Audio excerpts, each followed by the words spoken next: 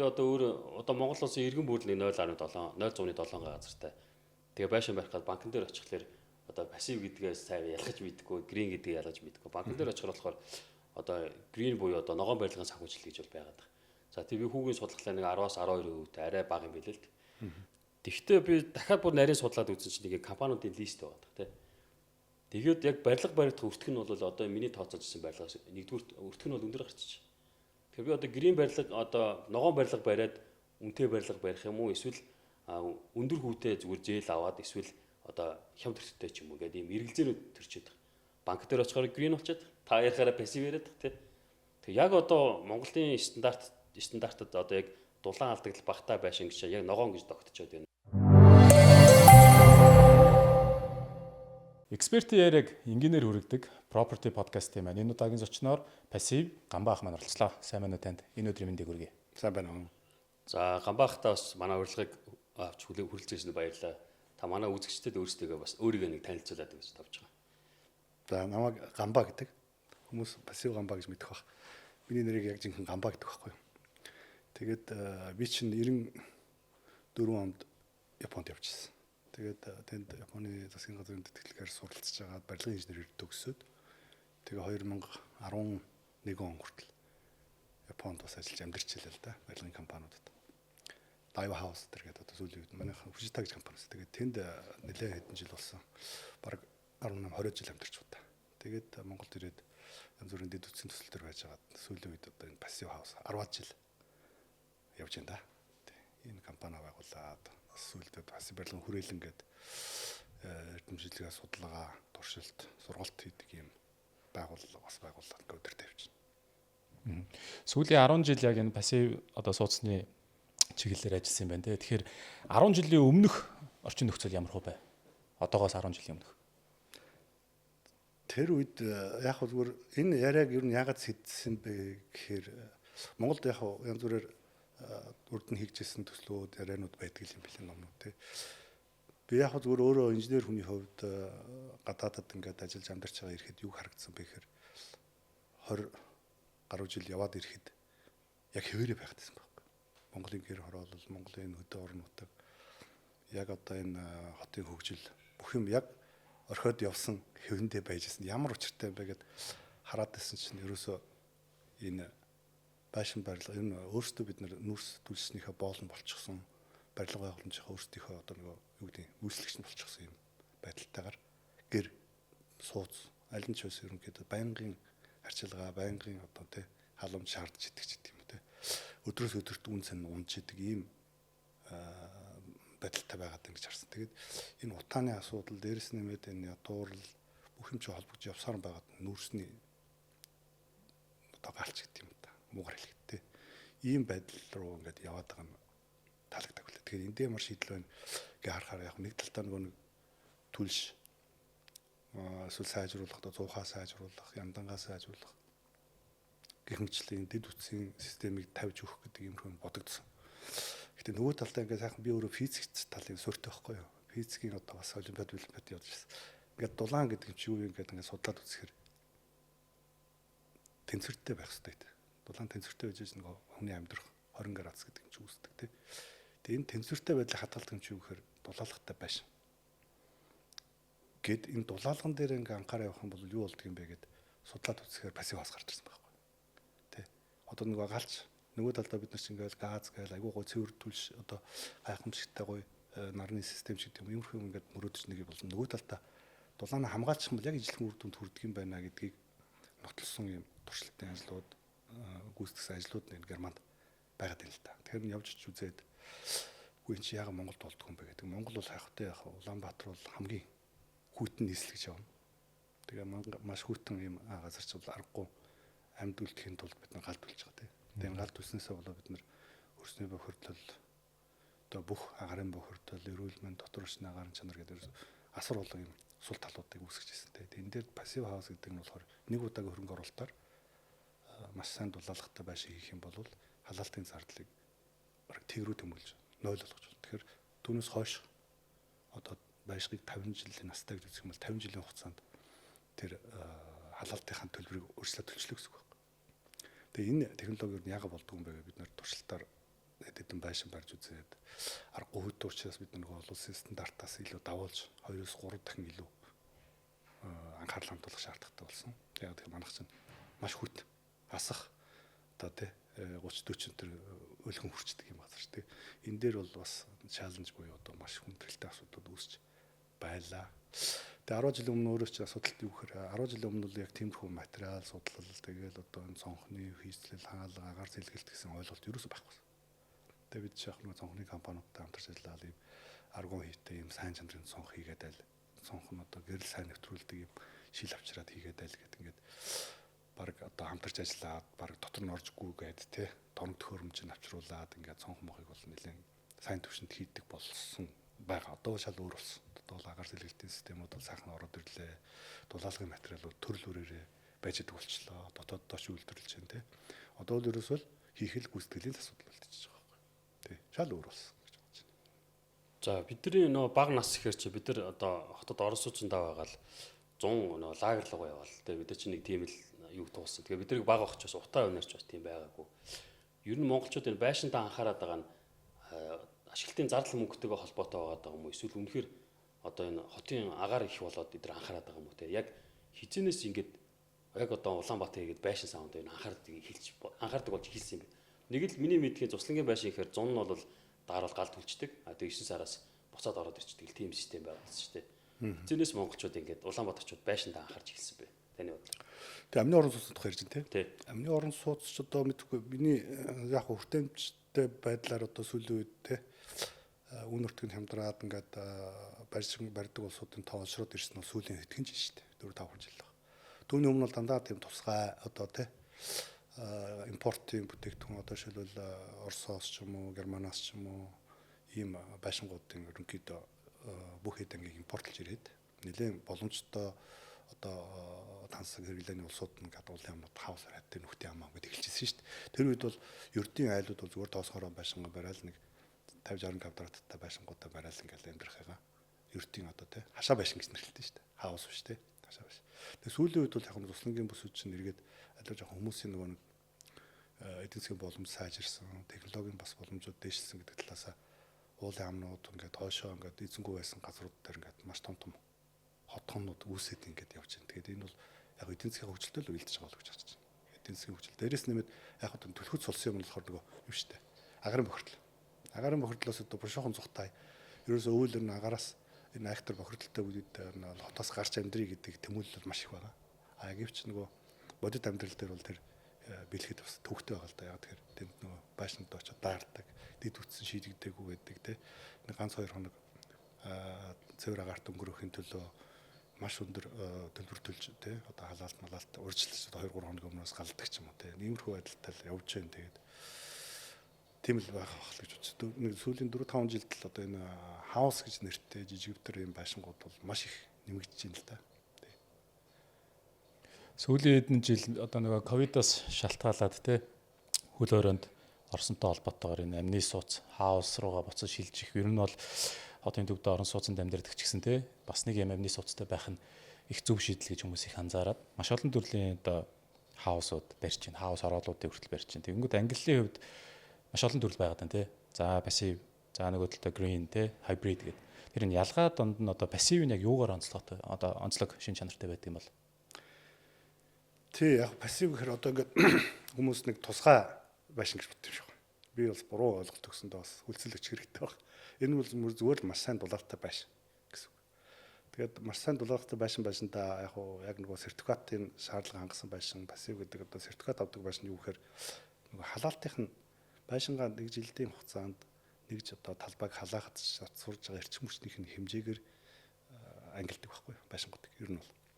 Тэгээ пассив гэж дэлхийд дээр хамгийн одоо хатуу хамгийн өндөр шаардлага тавигддаг сайн дурын стандарт гэж явна. 1 м квадрат талбайг халаахад 15 кВт ийм одоо жилдээ зарцуулах буюу одоогийн одоо норм стандартаас бараг 20 дахин Монголын стандарт норм гэж байдаг байхгүй юу.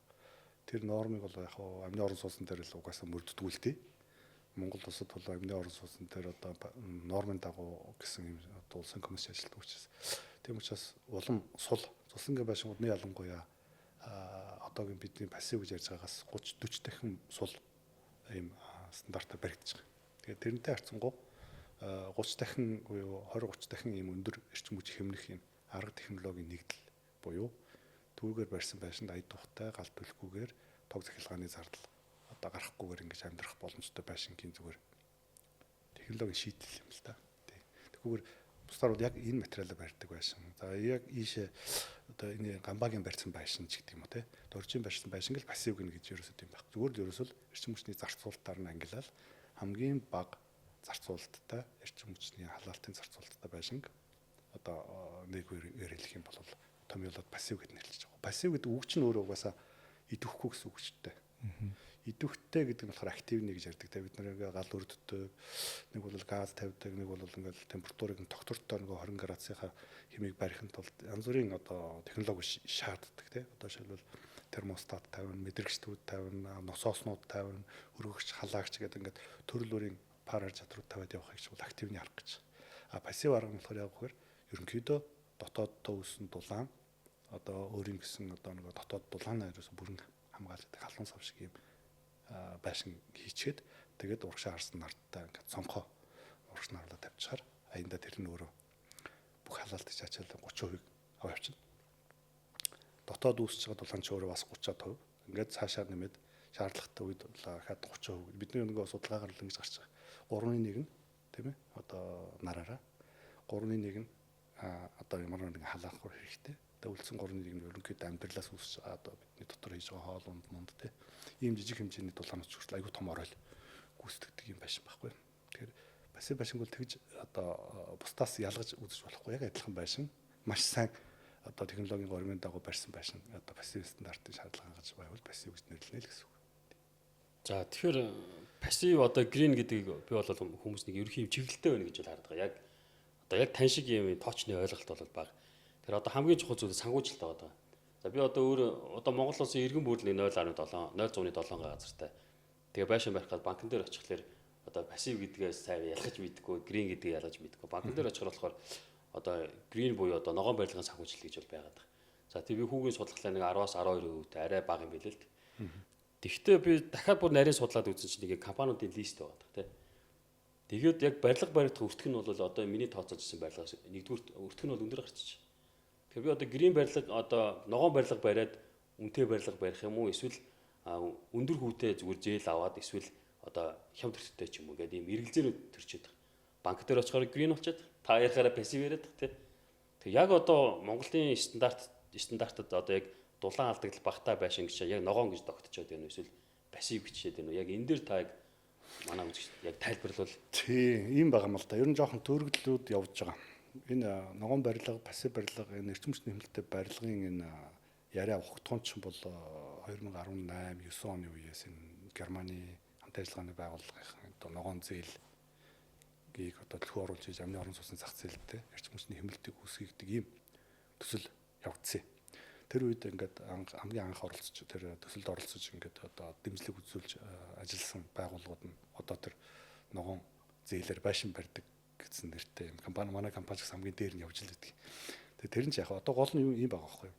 Ногоон зээл гэж нэг үг, ногоон байшин гэдэг үг, пассив байшин гэдэг үг, эрчим хүчний хэмнэлттэй байшин гэдэг ингээд 3-4 юм холжчиход шүү дээ. Тэгээ энийг би сайхан ингээд англиад ялгаад өгчий гэж бодож. Ногоон зээл гэдэг чинь угаасаа банкуд гадаадын одоо зах зээл дээрээс бид нарт ногоон эрчим хүчний хэмнэлттэй ногоон технологи руу хүлэмжийг бууруулсан технологид зээл олгоно гэж гаднаас олж ирсэн, татж ирсэн ногоон зээлийн мөнгө нийт хоёрч. Тэр ногоон гэдэг нь юу гэхээр одоо карбон одоо хүлэмжийн бага ялгаруулалттай технологийн шийдлүүд болон одоо юу гэдэг хөрсний бохирдол одоо хүлэмжийн бууруулахын зорилгоор ашиглагддаг дэлхийн одоо байгууллагууд шүү дээ. Эндээс гарч ирсэн мөнгийг банкуд өөрсдөр байршуулчаад за хүлэмжийн бууруулж байгааг нь нотлох ийм одоо технологиуд төр зээл болгож байгаа. Татаастай хэлбэрээр юу гэдэг баг одоо шил арилжааны хөө 20% байлаа гэхэд ногоон зээлийн одоо Монголын арилжааны банкуд гаргаж байгаа нэг 12% гэж сайн нийлдэг шүү дээ. Нэг ийм ногоон гэдэг үг тэндээс орж ич тийм үү. Нөгөө талд нь ногоон байшин гэж юу вэ гэхээр бол бас ахад олон улсын хэллэг хвшлүүд өөр гэдэг тийм. Монгол улсад ногоон барилгын стандарт цай батлагдлаа. Энэ юу гэхээр Монгол улсад байж байгаа аль юуг ногоон гэж хэлэх вэ гэхээр бахан онооны цуглуулдаг. За ингээд тэ хог аяглаа ялгаа хийж байна уу байшин одоо тэ одоо эрчим хүч хэмнэлтийг ийм хэмнэлтийнх нь хэдэн хувийн усаа яаж хэмнэж байгаа юм. За тэр орчин тойрноо яаж зохицуулсан гэдэргээд ингээд баахан оноо цуглуулад 50 оноос дээш гарах юм бол жишээл ногоон барилга гэдэг шашиг авах чинь тийм. Тэгэхээр ногоон барилга гэдэг шашигын дотор чинь агуулгадж байгаа 20-30% жингийн дарж байгаа юмнууд ч зүгээр эрчим хүчний хэмнэлт байхгүй. Тэгээ эрчим хүчээ тодорхой хуваар хэмнэх ёстой, дээрээс нь усаа хэмнэх ёстой, барилгын материал нь одоо дахин ашиглагдсан байх ёстой ч гэдэг юм иймэрхүү шаардлага тавиад онооноо цуглуулж явсаар ногоон байшин гэдэг юм гараад ирж байгаа. Тэгээ ногоон байшин гэдэг юм гараад ирэнгүүт энэ дээр банкуд тэгвэл би ногоон зээл гэдэг нөхөө маа ногоон байшинч өгье гэдэг ийм хөдөлгөөн явагдана. За дээрээс нь пассив гэж юу юм бэ гэж явна. Тэгвэл пассив гингүүд би болохоор саяны томьёолсон шиг эрчим хүчний хэмнэлтийг хамгийн дээд утганд наваачих үз, хамгийн бага зардаар хамгийн ая тухтай байшин үүсэх үз юм одоо орчинг үүсэх үз байшин бид нар пассив гэж томьёолсон. Пассив байшин болохоор эрчим хүчний хэмнэлттэй байшингийн нэг хэлбэр байхгүй. Эрчим хүчний хэмнэлттэй байшин гэдгийг нь 2020 онд бид нар томьёолоод юу гэсэн гэхээр одоогийн норм стандартаар барьсан байшингаас 20-с дээш хувь хэмнэж байгаа. Түлшийг халаалтыг хэмнэж байгаа байшин эрчим хүчний хэмнэлттэй байшин гийа. За 20-с дээш ахаад цаашаа явна. 30, 40, 50 хүртэл хэмнэхтэй. 60, 70%. Манайх одоо ингээд 90% хэмнэ гэдэг ингээд байшин баггүй юу? Тэгэхээр энийг эрчим хүчний хэмнэлттэй англи дотроо хамгийн одоо сайн үр дүн гаргадаг байшин бид нар пассив гэдэг нь нэрлэлсэн байдаг байхгүй. Одоогоор англи. Тэгэхээр ногоон зээл авах гээд явах гэж байгаа бол мэдээж ногоон зээл авах нь зөв. Альж байшин дээр авч болно. Эрчим хүчний хэмнэлттэй байшин дээр ч ногоон зээл болгож байгаа. Ногоон байшин дээр ч ногоон зээл болгож байгаа. Тийм ээ?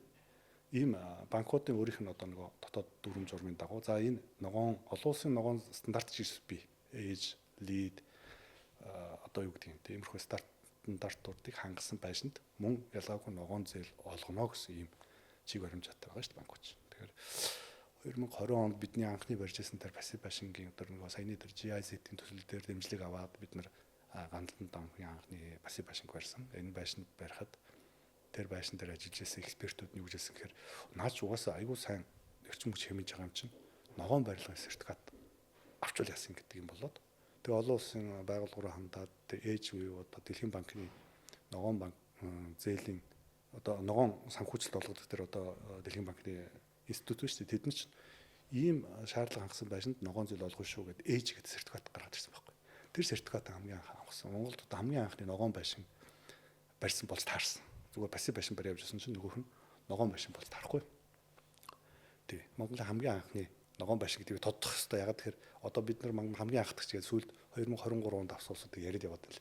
Тэгэхээр тэр нэг талын бас зориулах хэрэгтэй болчих واخ. Ногоон байшингийн сертификатыг бол олон улсын түвшинд их олон улсын түвшингийн Америкт хэрэглэгддэг лид гэж байна те. Германд хэрэглэгддэг DGMP гэж байна те. Одоо Англид хэрэглэгддэг Brim гэдэг байж байна те. Ингээд ээж буюу энэ одоо Дэлхийн одоо банкны энэ стандартыг Монголд нэвтрүүлэх гэж нэлээд оролцсон бил. 2018-9 онд баахан сургалтууд яваад ингээд ногоон байшин гэж нэрлэе. Энэ дээр ногоон мөнгө оруулж ирээд ингээд бүх байшингуудаа ногоон болгоё гэдэг юм хөдөлгөөн яваад байгаа. Тэгээ саяхан дөнгөж сая 5 сард 2025 оны 5 сард ногоон барилгынхаа үнэлгээнийхээ аргачлалыг боловсруулад одоо ингээд Монгол улсын өөрийн дотоодын гэсэн ногоон барилгын сертификат болж байгаа. Энэ дээр нь банкуд нь ногоон зээл олгоё гэсэн юм ерөнхий өөрчлөсөн таамагтай байж байна. Тэгэхээр ингээд англиг бол ойлгомжтой тайлбарлах чадж гэнэ үгүй би сайн мэдгүй. Би өөрөө дотор нь байдаг болохоор би өөрөө ногоон барилгын зөвлөлийн бас өдөртөх зөвлөлд байдаг. Пассив барилгын хүрээлэнд байдаг. Тийм ээ. Одоо энэ хамгийн анхны ногоон байшин, энэ эрчим хүчний хэмнэлттэй байшингуудын дүрм журам боловсруулах, тэгэл банкн дээр зээл олгох шалгуур үзүүлэлт болон бусад тооцоолын аргачлалууд бусад бүх юм дээр ажиллаж явсан хүний хувьд надад бүр харагдаад байгаа байхгүй. Гэвч энийгээ би бүрэн тайлбарлал чиний ойлголтыг те зөвтгөж чадж гэнэ үгүй юу гэдэг дээр бас хэрэгэлзээ байна. Би өөрөө бас нөгөө хүнд юм заахад таар уучраас те. Ойлгомжтой байж чадчих. Энэ бол ойлгомжтой тийм. Амны одоо сууц маш олон төрлөөр одоо баригдаж байна те. Тухайн хүн одоо өөрийнхөө өрхийн гишүүдийнхээ одоо тооноос хамаарат те. Хүүхдтэй, за хүүхдийн өрөөч гэдэг юм уу те. За мөрөөдлийн байшингаа барихад янз янзын өртөг гарч байгаа. Тэгэхээр эцсийн зорилго бол 5 тухтай байдлыг харж үзээд байна. Гэхдээ эдийн засгийн хувьд хамгийн одоо 5 тухтай байдлаар буюу нэг одоо амны сууцыг барихад одоо нэг 40-50 м квадрат дундаж одоо метр квадратаар барьж байна. Тэгэхээр нэг 40-50 м квадрат нөгөө пассив сууцыг барихад хэдийн хэмжээний өртөг гардаг бол. Тэг яг сүүлийн үед бид нар пассив байшингууд ингээд маш олон инженерүүдэд, мужаануудад сургалт хийгээд, бригадууд, компаниудад ингээд сургалт хийж явчихсан. Тэгээ та нар өөрсдөө барьцгаа бид нар сертификат ч олгоно гэд. Тэгээд энэ хүмүүст ингээд хийхээр нөгөө хүмүүс маань яг жинхэнэ өөрсөн дээр бууцсан өдөө орон нутагт очиж байшингаа барих гэж явахаар материалаа зөвлүүлээд ингээд тооц өртөг тооц гаргаж иж байгаа байхгүй. Тэнийг сонсоод байхаар ерөнхийдөө яг жинхэнэ байшингийн өртөг нь өөрөө 2 сая орчим болж байна. Тэгээд тэрийг одоо 2,500-аар борлуулах ч юм уу те. Нэг иймэрхүү хөдөлгөөн бол байна. Яг орчин үеийн одоо хамгийн сүүлийн үеийн одоо үнийг судалгаа гэж тиймэрхүү. Бид бол яг хөө дээр үед хамгийн анх 2020 он авцаа анхны бүтээгдэхүүнээ гаргаа явж байгаа үед бол сая 500 мянга цохол барьж илээ л та. Тэгээд тухайн үед бол яг ердийн байшин бол 800 цутал байсан. Тэгэхээр 2 дахин үнэтэй байсан шалтгаан бол яг зүгээр мэдээж материалын олдож суулдахгүй тэгээд одоо маш их хугацаанд дулаалга хэрэгтэй гэдэг ч юм уу иймэрхүү талаасаа одоо агаар жылтын систем аяг үнэтэй байж исэн ч гэсэн одоо бол ингээд ерөнхийдөө ингээд эрчим хүчний хэмнэлттэй байшингийн зах зээл гэдэг юм чи өөрөө докторжоод айтайхан болоод ирж штэ ингээд хүмүүсийн мэддэг болоод сургалтууд хийгдэг ингээд яваад ирэхээр түүний хамгийн сайн загвар болох хамгийн одоо өндөр эрчим хүч хэмнэлтийг энэ пассив байшин түүнээсээ баг ялгаагүй л ахгүй жоохон нэмэгдэл хугацаа дулаалга хэрэгтэй те. Бусдаар бол нөгөө нэг обон хэрэгтэй, гипс хэрэгтэй, гэрэл хэрэгтэй, довжон хэрэгтэй бүх юм хэрэгтэй. Гэвч цонхон дээр бол 2 давхар шилтэй байсан бол 3 давхар болох шин. Тийм ээ. Хан дээр дулаалга одоо 20 см хийгээд ингээд явдаг байсан бол бид нар 40 см хийхтэй тий 50 см баг зэрэг дулаалгын зардал нэмэгдэнэ. Энэ болохоор юу гэж нэхэр нийт 50 м квадрат байшин дулаал жишээлбэл 20 м куб дулаалга ингээд хийдэг байлаа гэж үзье л дээ. Тэгэх юм бол дахиад дээрэс нэмээд 20 м кубыг нэмээд хийчихэл гэсэн үг байхгүй. Тэгэхээр ерөнхийдөө байшингийн нийт өртөг дотор бол нэг 5-10% материалын зардал нэмэгдэж гарч байна. Бид ч нөгөө мужаанда цалингаа өгн тээвэртэй энэ газраа янзлан одоо тэ довжоогоо янзлан одоо юу гэдэг нь бохор цэвэр усаа янзлан гэсээр байтал байшингийн зардал одоо ингээд 1 м квадрат 2,500 гарлаа гэж үзэхэд түүн дотор одоо тэ яг пассивын төлөө зарцуулагдж байгаа зардал гэдэг чинь бол 5-10 сая төгрөг нэмэгдэх байхгүй. Тэг үндэ. Тэгээд тийм л хэмжээний ялгаатай байна. Тэгэхээр нөгөө мужаанууд маань одоо ингээд энэ яг хогдохын зөв ойлгоцсон хүмүүс маань байшингаа бариад маш олноор нь ингээд сертификат аваад үйлчлэгээ үзүүлээд ингээд ирэхийн тулд энэ хүн улмал буураад ердийн одоо норм болж ирэх шаардлагатай. Герман Абрамович бол ерөнхийдөө улсын хөрөнгөөр барьж байгаа байшин бүх байшин пассиваар хийгдэх шалтгаантай болсон. Ердийн байшин барих угаас утгагүй болсон. Тэг үний хувьд ямар ч ялгаагүй болчих хэвээр. Ийм байдаг хөө. Тэгэхээр Монголч бас нэг тийм болоосоо гэж бодвол одоо хичээнгүлэн олон хүнд зааж сургалт хийгээл ингээд явж лээ л да. Тэгэхээр нэг green одоо пассив ч гэдэг юм. Би болохоор энийг нэг барилгын технологи гэж ойлгоод байл. Одоо барилга барих технологи юм байна. А тэгвэл би бол одоо баг социализм үеэс одоо нэг гост стандарт гэдээ яриад байдаг шүү дээ. Тэр үеэс одоо барилга барих одоо арга технологи бол та бүхэн маань өөрчилж байгаа юм байна. Шинжилэл одоо орчин. А тэгвэл одоо байгаа барилгын материалууд дээр одоо өөрчлөлт чинь орж иж байгаа. За та бол технологи талаас нь бол ярьчих. Тэгэхээр мэдээж ногоон барилга барихад одоо магадгүй ногоон материал нь хэрэгтэй болдог. Гэтэл манай материалууд чинь дандаа хуучин ашиглаж ирсэн материалууд байгаа шүү дээ. Ихэнх нь импорт орж ирээд байгаа. Тэгэхээр ногоон барилгах зөвлөс нь ногоон барилгын материал, ногоон дулаалгын материал ч гэдэг юм уу яг ийм онцлсон материалууд чинь байдаг юм болов уу? Барилгын материал шинжилэлтээр та чинь ямар үгүй яг уу ийм байгаа шүү. Хэдүүлээ ногоон барилгаас ярьлаа те. Ногоон барилгыг үнэлгээний дотор сая ярьж штэ. Одоо нөгөө барилгын материал нь өөрөө нэгдүгürt эрчим хүч хэмнэлсэн ч гэдэг юм. Одоо нөгөө эцсийн бүлэгт явсаар гот хүлэмжийн хийдэг ойлж байгаа байхгүй. Дэлхийд дээр ерөөсөө тэр мөнгө хаана урсж байгаа нь хүлэмжийн хийг бууруулсан төсөл рүү л урсж байна. Тэгэхээр ногоон барилга чинь тэрнээс гаралтай те. Хүлэмжийн одоо байшин гişээлбэл ингээд 50 настай гэж үзэх юм бол 50 жилийн настай гэж үзэх юм бол байшинг барихын өмнө эхлээд материалын үйлдвэрлэл, тээвэрлэл, угсарна, ашиглана.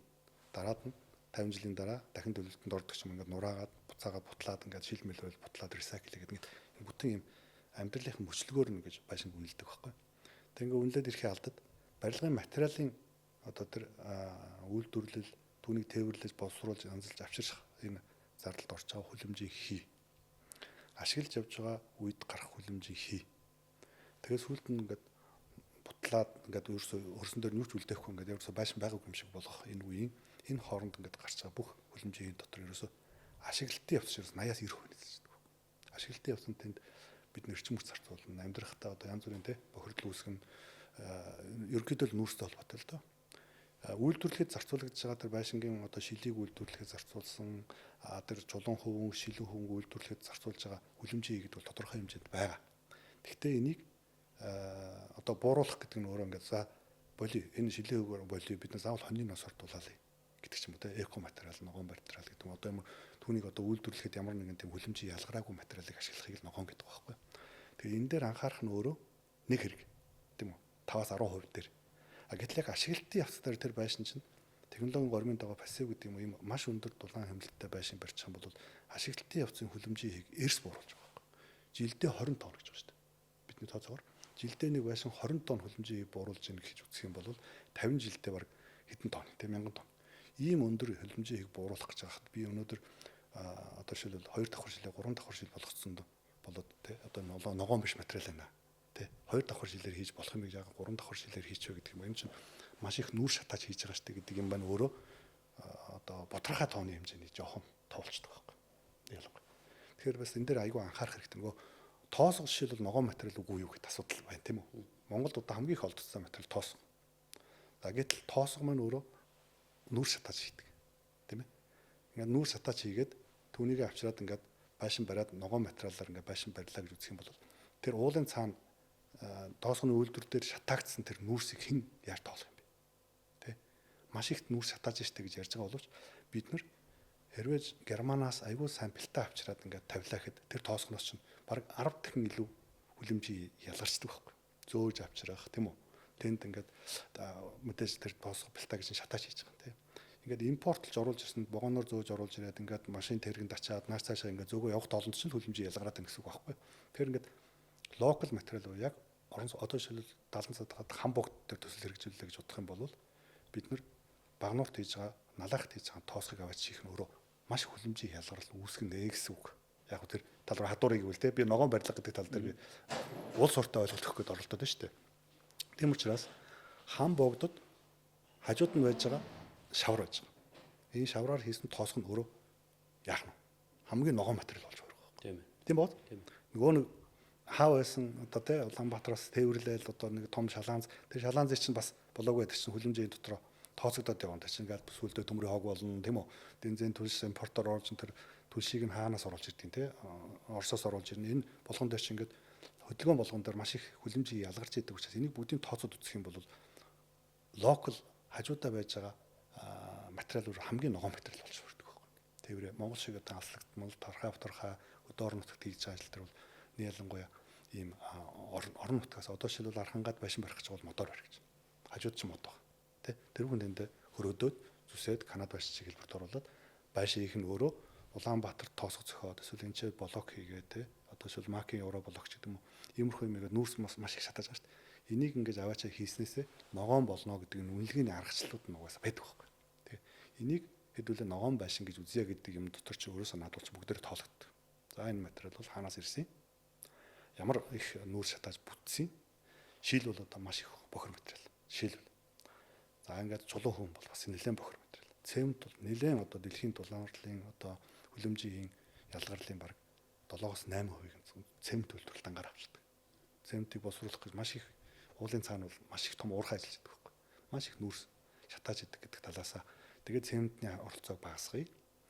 Ногоон материал гэж одоо хэлээд шүү дээ. Ямар материал сонгол ногоон юм бэ гингүүт би бол юу гэж хэлэхүүгээр хамгийн жолоо хэлэх юм бол хониноос мод арьс тийм ээ ингээд ногоон материал болж энэс ногоон материал гэж байхгүй хүлэмжийн ялгарл 0.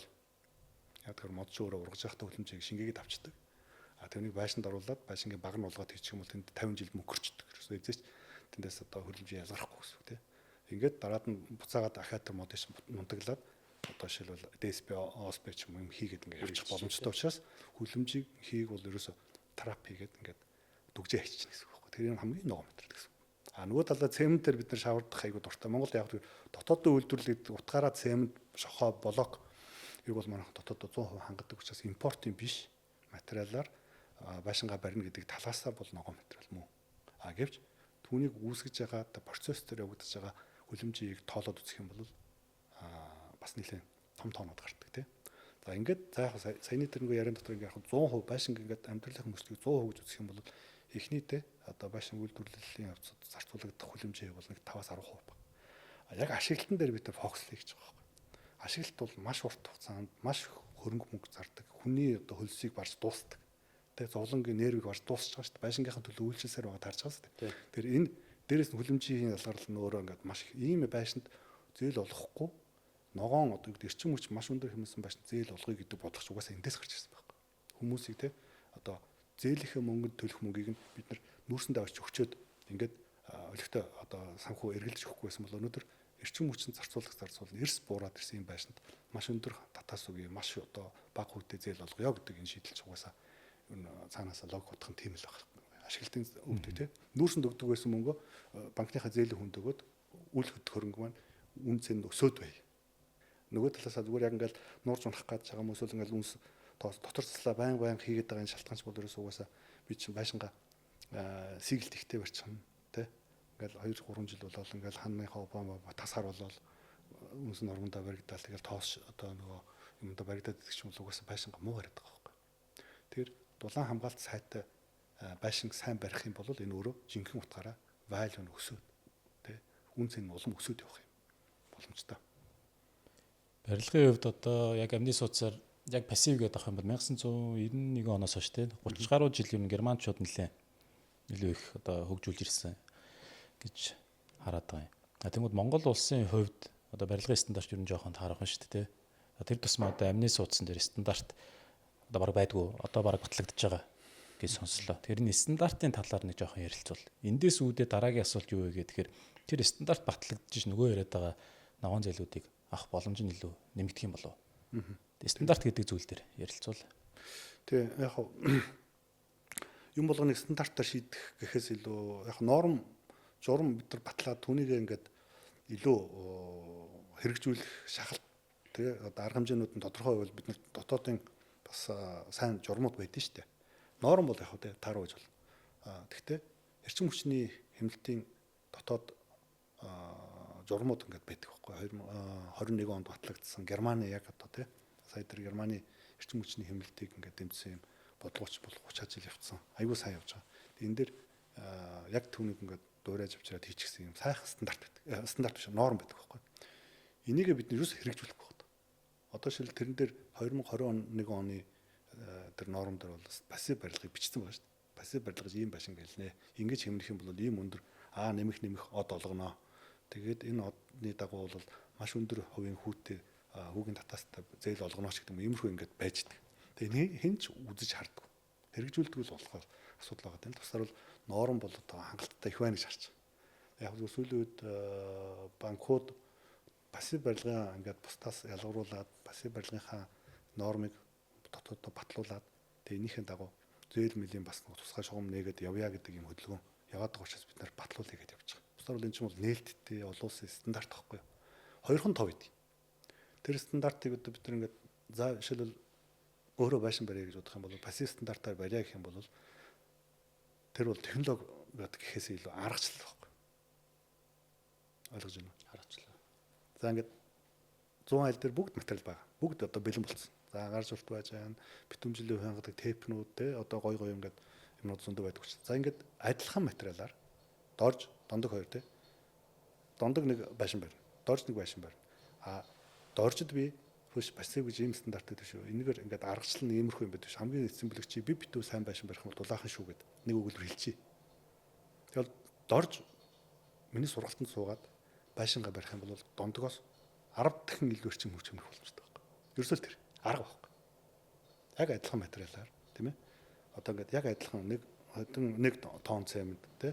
Одоо 2 м куб тоосго тий. 5 м куб хөвөнтэй. Тэгээд нэг жижигхэн адилхан цонхтой ингээд болоо. Тэгээ яг барих аргачлал нь болохоор пассивын одоо аргачлалаар бид нэр одоо цаас аргаар хүрх тоогоо бодолцоод тий. Ийм дулаан амрах хэрэгтэй шүү гэдэг дулаалга хаана хийвэл болох юм. Хаагур нь яаж илүү битүүмжлүүл илүү үр дүнд хүрэх гэдэг арга техник болохоос биш. Технологиос биш шүү. Технологи гэж хүмүүс андуураад идэв. Аргачлал гэдэг. Аргачлал. Одоо юу гэдэг дизайн гэх юм уу та. Байшингаар ярих юм бол урагшаа харуулаад барьсан байшин, хойшоо харуулаад барьсан хоёр дахин эрчим хүч зөрүүлдэг байхгүй. Бид нар тооцоолон програм байд. Яг цонхоо урагш нь харуулаад, чанга урагш нь харуулаад барьсан байшин. Түүнийг пад эргүүлээд хойш нь харуулаад тэр цонхыг харуулад яг бусд юу ч өөрчлөхгүй. Тэгэхэд хоёр дахин эрчим хүч хэмжээвэл яах вэ? Илүү зарцуулж ивэл яах вэ? Тэр чинь нэг юу байгаа байхгүй. Аргачлал авчиж байгаа. Дизайн биш үү? Тийм бай. Одоо дизайн биш, юу л технологи биш үү? Тийм. Тэгээд ингэж за өөрөө ч хэллээ те. Одоо ГОС стандарт, Орсын стандарт, хуучин стандарт ч юм уу яадаг хэрэг. Байшингийнхаа хийс үтээцийг ингээ те. Дулаалга гэж юм байгаагүй. Тэ 80-аад 90-ад оны үеч дулаалгын материал гэж байгаагүй байхгүй. Яг үүндээ зах зээл дээр. Ерөөсөө л 64-ийн хан өрөөл цонхыг бол тэр хувьд нь одоо гэдэг 0 зэг дээр суулгаал. Тэгэл пар тавиал гадаа нь уран суух. Ерөөсөө ийм л систем явсан. Тэгээ одоо бүх хөдөө орон нутгийн сум, суурин газрууд, амны орон сууцнууд, сургууль цэцэрлэгт бүгд тийм стандарттай. Стандарт дээр. Гэтэл шинэ стандарт оруулж ирээд байгаа шалтгаан нь бол яг би ойлгож байна л да. Арай өөр аргаар үзье хэдүүлээ. Тэвний жинэ нүхээр тэмэн жинэ жавар мавар гэдэг ингээ би ингээ яриад байдаг юм уу. Тэд нар чи юу гэхээр ерөөсөө аргачлал хүрчлэх гэж байгаа. Байшин битүүлэх тусам эрчим хүчний хэрэглээ эрс буураад байдаг юм байна гэж зүй тогтолцоог над германч олоо мэдсэн байдаг байхгүй. Тэг битүүлээд ахаар хүн амьдрах болохгүй юм биш үгэнгүүт оо тэн дээр чинь агаар сэлгэлт тавина. Тэ? Ингээ болчих юм байна. Агаар сэлгэлтнийхээ ачаар тэр дотроо цэвэр агаартай хүн бүтшөхээргүй мөртлөө бохирдол агаар байхгүй аюу цэвэр агаартай ингээ байгаад гэсэн мөртлөө тэндээсээ бүх эрчим хүчээ буцаад сэргийг тавьчихна. Дулааных нь. Ингээ болов. Тэрс аргасан тэр. Тэгээд нэмэлт халаалт хэрэгтэй бол урагш нь харуулаад цонхоо тавьчихаа тэр цонх чи өөрөө дулаан алданд багтдаг гэсэн мөртлөө нарыг ингээ оруулж ирээд ахаар хангалттай алчна гэдэг ингээл болов. Ерөөсөө үндсэн зарчим тэр байхгүй. Манайхан болохоор хуучин аргаар за ханаа сайхан зузааллаа, зузаан хийх тусмаа те дулаах юм шиг бодоод ингээл 64 ханд өрөөл. Тэгэл нөгөө 100-ын дангаа босгоол эхлэхээр технологи аргачлалын зөрүү гарч иж байгаа байхгүй. Тэр том нүхийг бол хизээч хүлээн зөвшөөрч болохгүй байхгүй. Ийм том 150 мм 100-100-аас 150 мм диаметрт яндагийн нүх орхичихл юм бол хаалга онголцох тоолонд нэг бол онголцоогүй ч байсан ерөнхийдөө цонхны дээр жижиг сажиг завсар энэ байшингийн завсар залхаагаар орж ирсэн хүүтэй агаар чинь хамаг дулаанаас ч авч гараад ингээл нөгөө нэг нөхөр чинь гаргаж явах энэ физикийн хууль байгаа шүү дээ одоо чимний эффект уу яндангийн дүрм.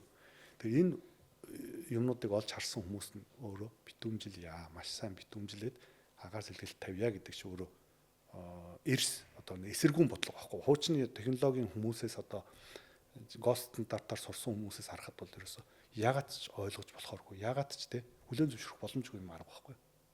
Тэгээд энийг хэрэглээд үзэхээр болоод байгаа. Тийм ээ. Энд чинь яасан гэхээр физикч нар бодож болж байгаа. Гэхдээ энэ дулаан чи яаж алгаддаг юм бэ гэдэг одоо те.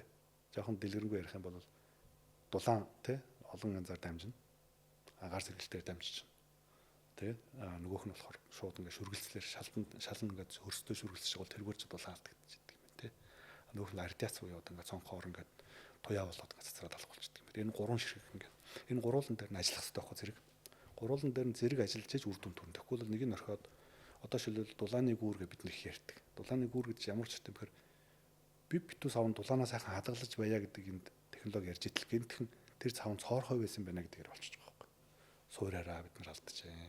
Хаалганыхаа хүрээгээр алдаж байна. Дулааны гүүрч ингээд хүмүүний нүдэнд харагдахгүй. Тэгсэн мөртлөө тэр гүр ингээд байнгын дулаан дамжиж явдаг.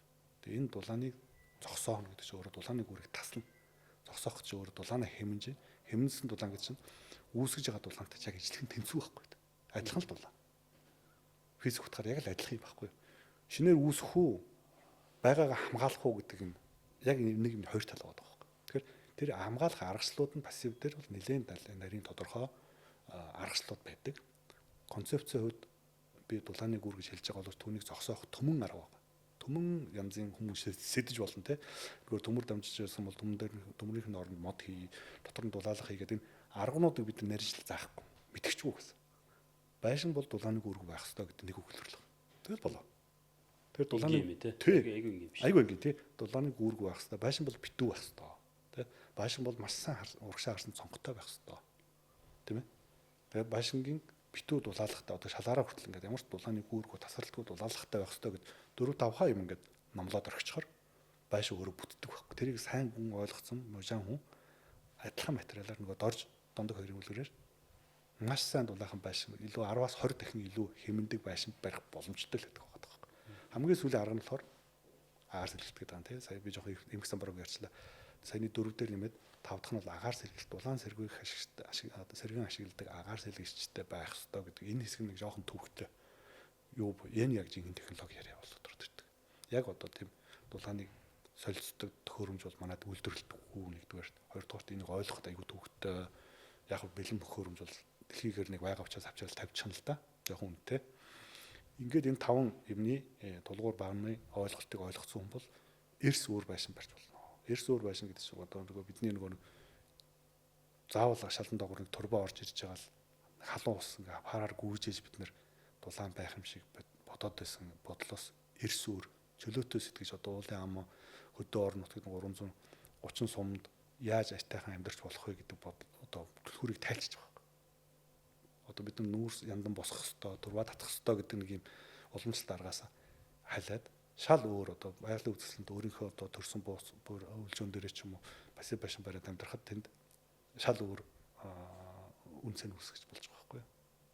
Ийм л ялгаатай. Тэгэхээр одоо танаас би баг 30-40 минут одоо ингээд пассив ногоон барилгын тухай бол маш их мэдлэг аваад одоо надад нэг л зүйл буугаад байна л да. Монголын одоо Улаанбаатар чинь баг 60% гэр оролт амьдраад нөгөө асуудал тэндээс гараад бүгдээр тийш муухаараа суугаад байгаа.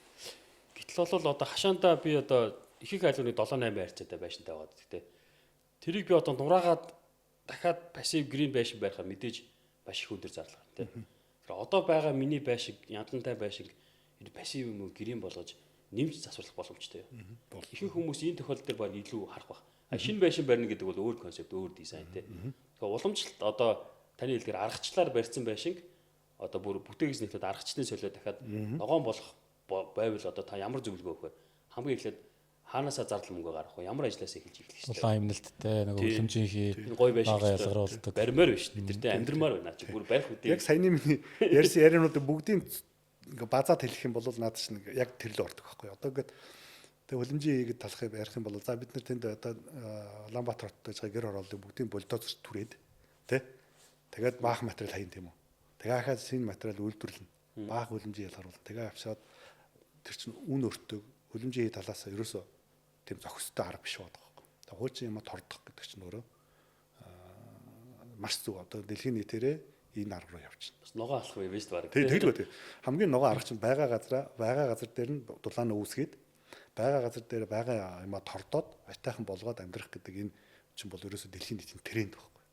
Бид нар тэгээ нэг мундаг аваачаал бульдозерд бол нэг том газар дуурн турваа болоод нэг том уурын зоох барайл тэгэл тэр дулаана түгээгээл тэнцээ нэг том орон сууц барайл гэдэг энэ арга чинь өөрөө баг бүтчихгүй арга байхгүй. Зүгээр утоп маягийн тий. Яг одоо бодит арга бол Монгол гэрээ дулаалах. Байшингаа дулаалах. Одоо газар дээр ямар ч байсан бохирдолгүй амьдардаг болох арга нь байна. За энэ аргыг яадаг вөхөр бид нар ингэж. За ингээд дорж дундаг дулам ахаал гараад ирнэ.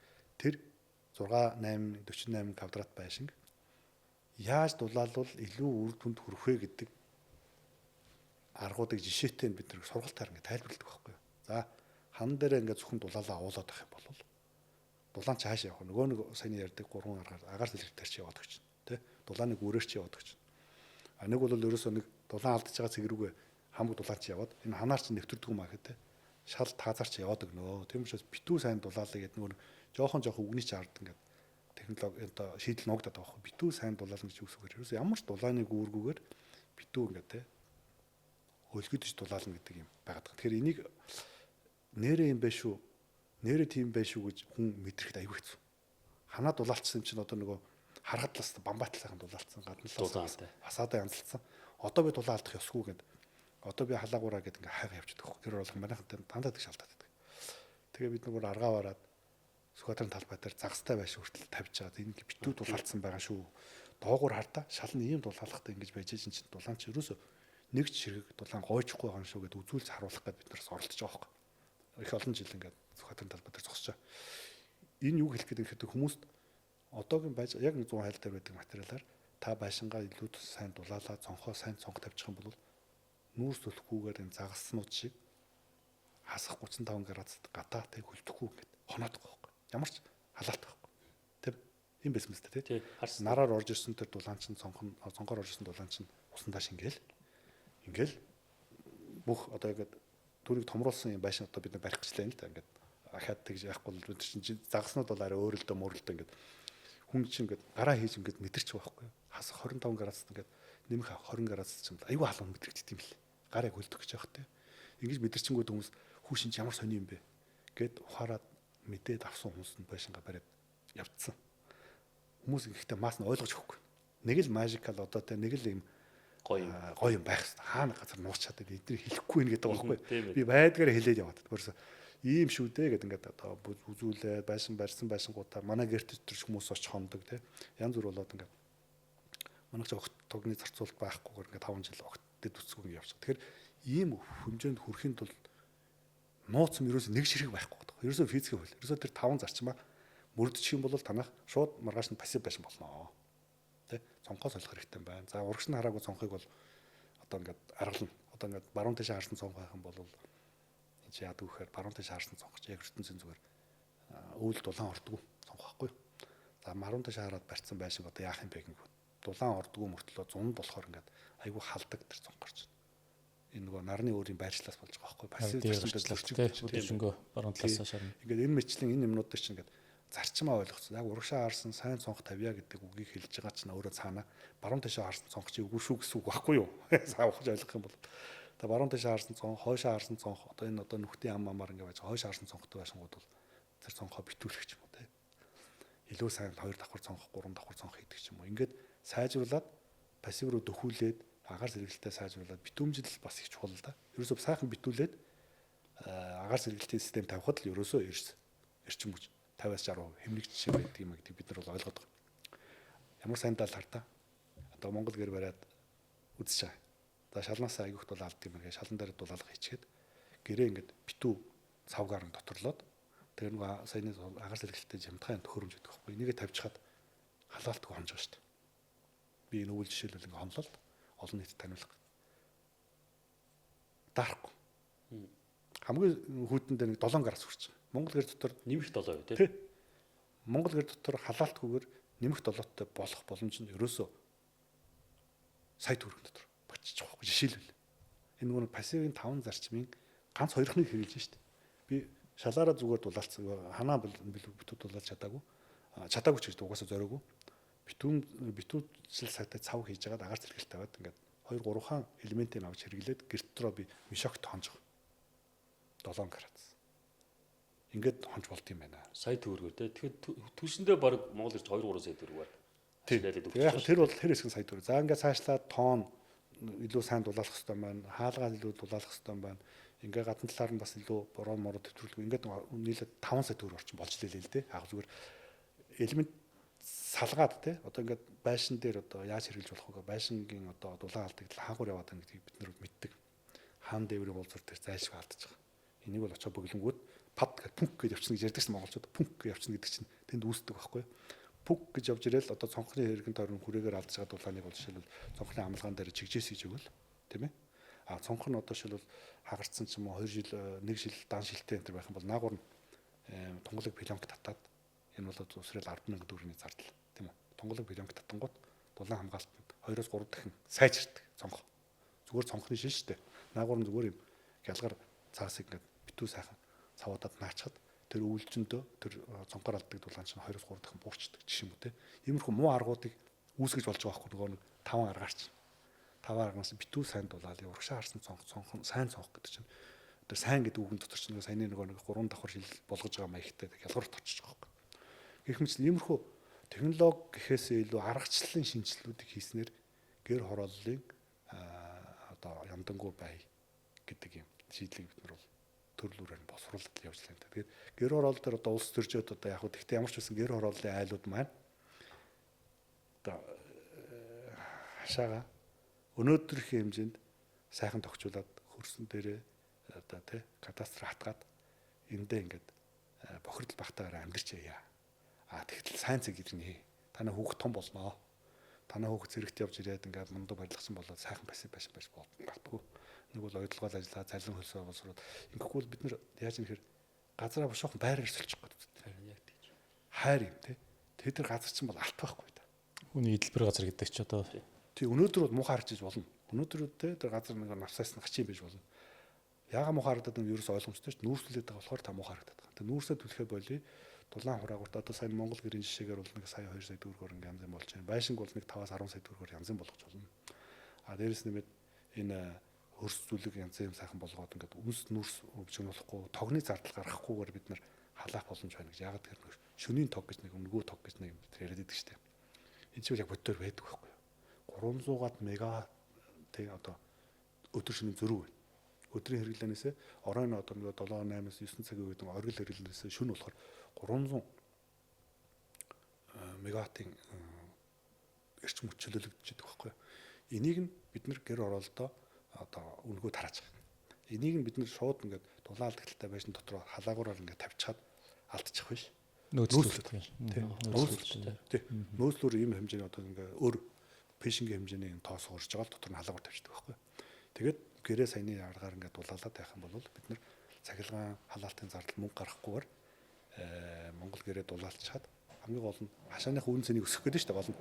Тэгээд тэр яаж юм гэхэд за яг тэр гэртээ нэг ганц 2 жил болж болно. Тэр нэг тийм мөнгөний үрдэн шийдэл биш.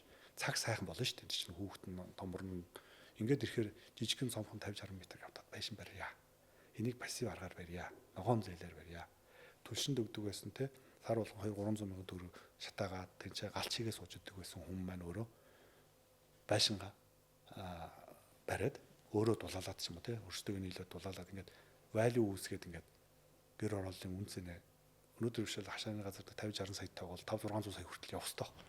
Ингэж ээж бид нар байж ёстой. Эний хамгийн ихний алхмуудыг бид нар ингээд хууч байшингаа дулаалъя.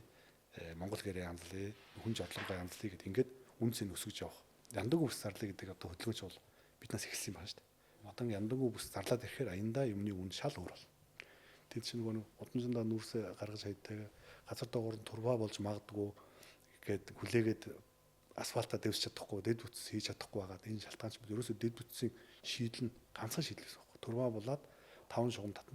Цэвэр бохир халуун ясан гэдэг ингэж нөгөө гэр ороолын асуудлыг шийдэх юм байна гэдэг ингэ өрөөсгөл бодолтой явсан дарга нарын одоо 20-30 жил хийж байсан балгал та. Энд бол ерөөсөө яг пассив байшин бариад бие даасан дэд бүтцийн шийдлээ хийгээл гудамжаараа юм уу хорооллороо нэгдээд ингэ явахд бол тэнд бол жинхэнэ тансаг зэрэглэлийн хавс орол үүсч болж байгаа байхгүй шууд үнэтэй газрууд. Тэ. Одоо энэ телевизийн ар марж бол гайхалтай газар байхгүй. Шангрила магрилж тэр доор харагдсан шүү дээ. Тэгээ тэнд чинь те сайхан залуу хосууд кофе уугаас өдөр кофе шоп, мотель зочдлууд л хашаанаас орлого олох хэрэгтэй байхгүй. Ийм боломжууд зөндөө байгаад байна. Тэгээ эднийг яндангүй болгож шийднэ гэдэг хамгийн ихний алхам байдаг юм билээ. Тэгэхгүй бол тэнд ясны гой хөрөнгө оруулалт хийгээд хажуудлын чайл угаацаа гаргаццаад нүүрсээ түлээд байх эрх нь байжлахын бол наа чинь миний үн өсөхгүй байхгүй. Тийм учраас тэр орионоор тэр чигээрээ андангуй болох юм бол засаг дөрөнд тэнд нь гудам замын тавьж өгье бушуухан наадах шиг одоо амны орон сууц болгох чийдлийг гаргаад өгчих юм бол хүмүүс чинь тэнэг биш шүү дээ. Маш хурдтай наа чинь өөрчлөгдөх байхгүй. Маш хурдтай өөрчлөгдөх. Ийм хөшөөрөг нь харахгүйгээр бид нар одоо ингээд шал за дэлхийн банкнаас зээл авлаа газар доор ингээд те магистрал шугам татлаа энэ том дэд үтсийн төв барьлаа маш том яндан босголоо. За тэгээд бүх айлыг дулаанаар хангана гэдэг бол тэр дулааны чинь ихэнх нь 70-80% зүгээр агаар цацагдчихдаг. Тэр айлууд чинь тэр турбаага татдаг гэрте байшин одоо оруулж чадахгүй. Яг тэр хашааны үүднээс гэрлөг оруулахад баг ихад 20 цэ төгрөг болж байна. Тэнгүүтээ байшин өөр дулаалдаг талтай учраас тэр угаасаа тэр турбаач хөлдчихнө. Тэгээ ерөөс ямар ч ашиглалтгүй юм турбаанууд баахан болж явлаа л да бид нар дархан эрдэнтийг очиод хар битүү ингээл баахан дэд үтс татцсан. Тэгсэн мөртөө нэг ч ашиглалтгүй. Ерөөсөө 5-6% ашиглалтаа зэврээ дуусчих шүү дээ. Тэгээд цэвэр усныхан шугам хүртэл зэвэрсэн те. Ийм хөвжүүлэлт хийхгүй хэдүүлээ яндангуй усаа зарлаад гэр орооллын газар дээрээ сайхан амьдрах боломжийг гаргаж өгöd. Тэгээд ногоон зээлээрээ байшингийн одоо пассив байшин шийдлийг гаргаад өгөх юм бол тэрэн шиг сайхан хөрөнгө гинтхэн хөрөнгө нь өсөх байхгүй та value өссөн шүү дээ чинь те. Бид нар өөрсдөө тэнд одоо гэдэг заавал хятаас ингээд юм авчраал ингээд орсон материал болгоно үнэлээд авахгүй зүгээр тэнд байж үүсэж байгаа өв хөрөнгөний үн цэнийг хиймэл биш бодит хөртгөнд нь хүрэх байхгүй.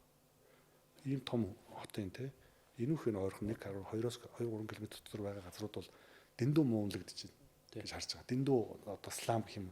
Энэ үнийг одоо те одоо гойж годоод гэх нь хашийн те айгуу сайхан усанд оруулаад ч гэдэг юм уу те ингээ яхаар нэг тийм шал өөрүүлдэг те энэ боломжийг бид нар нүүрсээ түлхээ болохоор гарч ирнэ гэж харж байна.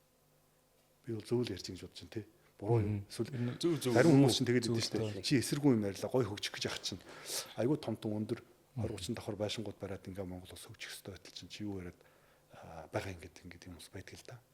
Та түрүү нэг ярьсан шүү дээ. За нөгөө яг пассив сууц гэдэг юм уу дулаалдаг л багтай яг энэ аргачлалыг заадаг юм байна гэдэг. Сургалтууд ордог, сертификатжуулдаг гэдэг. Энэ дээр жишээлбэл ийм байвал одоо болдгийм болоо. Одоо Улаанбаатар хотын одоо хойд бүсийн дүүргүүд байна шүү дээ. Жингэлтэй. За нөгөө нэгтршилтэй баян ушууч гэдэг юм уу те. Энэ яг газар зүйн онцлогт нь тулгуурласан тэр барилгын шийдэл барилгын нөгөө нэг яриад байгаа одоо цонхоо хаашаа харуулах, хаалгаа хаашаа харуулах, нөгөө өлгийдэж одоо дулаалах ч гэдэг юм уу. Энэ аргачлалыг илүү одоо минималны те ойлгомжтой болгоод Тэр хийцлийнхэн одоо сургалтуудыг тухайн одоо өрхүүдтэй ч байд юм уу? Эсвэл тэр одоо хороо дүүргийнхэндээ ийм сургалтуудыг ингээ нээлттэй ороод тэр нь ингээ нэг одоо платформод хөгжсөн юм чинь сошиал дээр тавьдаг ч юм уу. Ийм хөгжүүлэлтийг хийвэл анханасаа зөв төлөвлөхгүй бол дахиад тэрийгэ сайжруулах зардал гарах юм шүү дээ. Тийм. Тийм.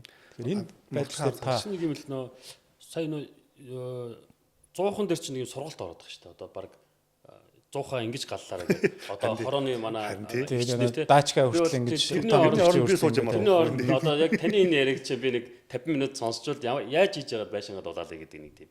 Энэ сургалт яагаад орохгүй байгаа юм бэ зүгээр харамсаад байна. Харин тийм одоо телевизээр яндан яаж хөөлөх вэ гэд зарлаад ахаар би бүр бууж өгч гэдэг байхгүй юу гэдэг чинь яндан хөөлөхт нөгөө талаа дулаан хамгаалагч яг ижилхэн гэж байлаа шүү дээ.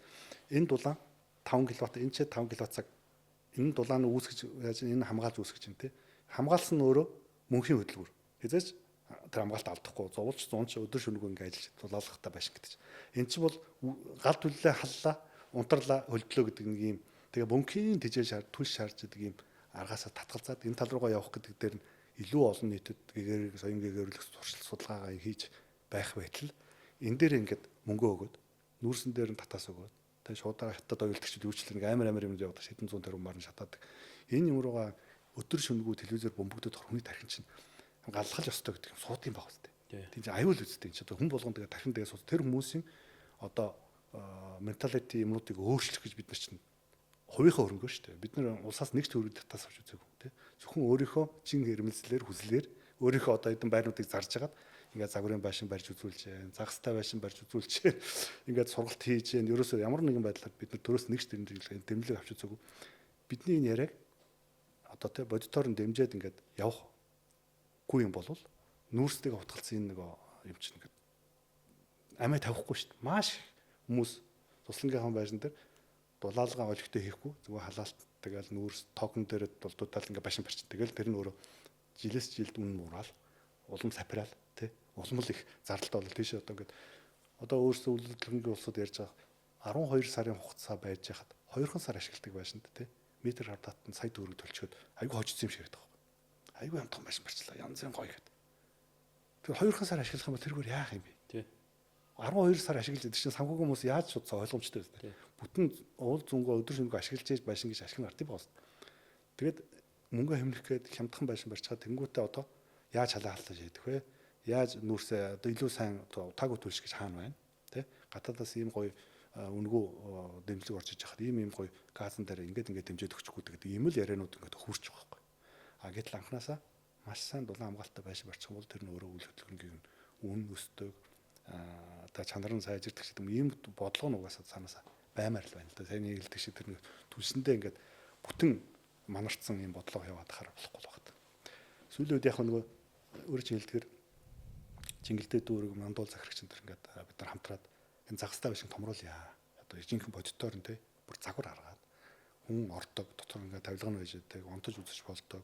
За ингээд цонх мохон үнэхээр нэрээ хүүтэн байна уу, дулаахан байна уу, хөвлийн шөнө орж ирээд те хүүхдүүд оюутнууд сургалтаар ингээд орж ирээд чагнаад мэдээд мэдрээд агаар салхилт нь яаж ажиллаж байгаа, цонх нь яаж дулаан орж ийн, ороо болохоор температур нь яаж ин гадна талтаа ингээд зарцуулж байгаа эрчим хүчнийх нь зардлууд нь ингээд бүгдээр ингээд гадна та лед дэлгэсээр бичдэг. Тэгээд одоо яг хэдэн киловаттын тань залгасан залгаагүй. Тэ? Дөвийн шугамд холбогдсон. Ийм жижигхэн загварын байшин бариад яг энэ загвараараа барьдаг мужаанууд бэлдээд тийм ээ. За хүмүүс ирлээ орж үзлээ үнэхээр тийм байна. Өө наад байшин гэж захиалаад авъя гингүүд бэлэн байж байгаа. Ийм төсөл хэрэгжүүлэх гэж явж байна. Тэр нь бол үлдэгэр бол бас нэг тодорхой. Бид нар бол зөвхөн байшин барихгүйгээр арга чаргын заагаад судалгаа хийгээд туршилтыг завгүйсэн байхгүй. Бид нар байшин барих гэдэг л одоо намайг хүмүүс тэгдэж чинь байшин барьдгуугаар шал бодлоо яриад явд юм байлээ. Тэгээ би ч бас амьдрах хэрэгтэй учраас ганц хоёр байшин барьдаг юм л. Зөөхөн хэдэн байшин бариад тэгээд тэр хөр орлогоороо тэгээд олон нийтийн төлөө баахан сургалт хийсээр бол таарч. Яг энэ зарчмаар явахад нь бол зөвхөн миний бодлол хангалттай. А гэтэл цаана хүмүүс ч бас ашиг орлого олох хэрэгтэй. Байжлагын сургалтаар сурсан юм уужаанууд чинь бизнес хийх гэж байгаа байхгүй. Тэгэхээр бизнес хийгээд боломжийг гаргаж өгөөд сошгожуулаад чадахчийн одоо дэмжээд ингээд бизнес хийх модель нь гаргаж өгөөд явъя гэдэг энэ загвар маань гэр оролтод ингээд хэрэгжих гэж байна л да. Мандуул энэ Чингэлтэй дүүргийн нөхдүүдтэй хамтраад тэнд нэг загварын байшин бариад яг гэр ороолын хойшоо одоо ингээд урагшаа харсан налуу хадтай ам өрсөн дээр ямар байшин байвал болох юм, ямар нарийн систем тавигдах юм, ямар агааржуулалт тавигдах юм, ямар бохирын систем тавигдчих хэвээр, ямар одоо нөөцлөртэй халаагаар байх хэрэгтэй. Ямар цонх тавьдаг бүгдээрээ модель дотор байна. Тэн дотор бол хүмүүс ирж үзэж үнэмшдэг, мэддэг, хондог, тэ оюутнууд сургалтаар авч одоо ингээд зураг хөрөгтэй танилцдаг. Ингээ байшин ухсралтай компаниуд тэнцээ сууж байгаа гэрээгээ хийдэг.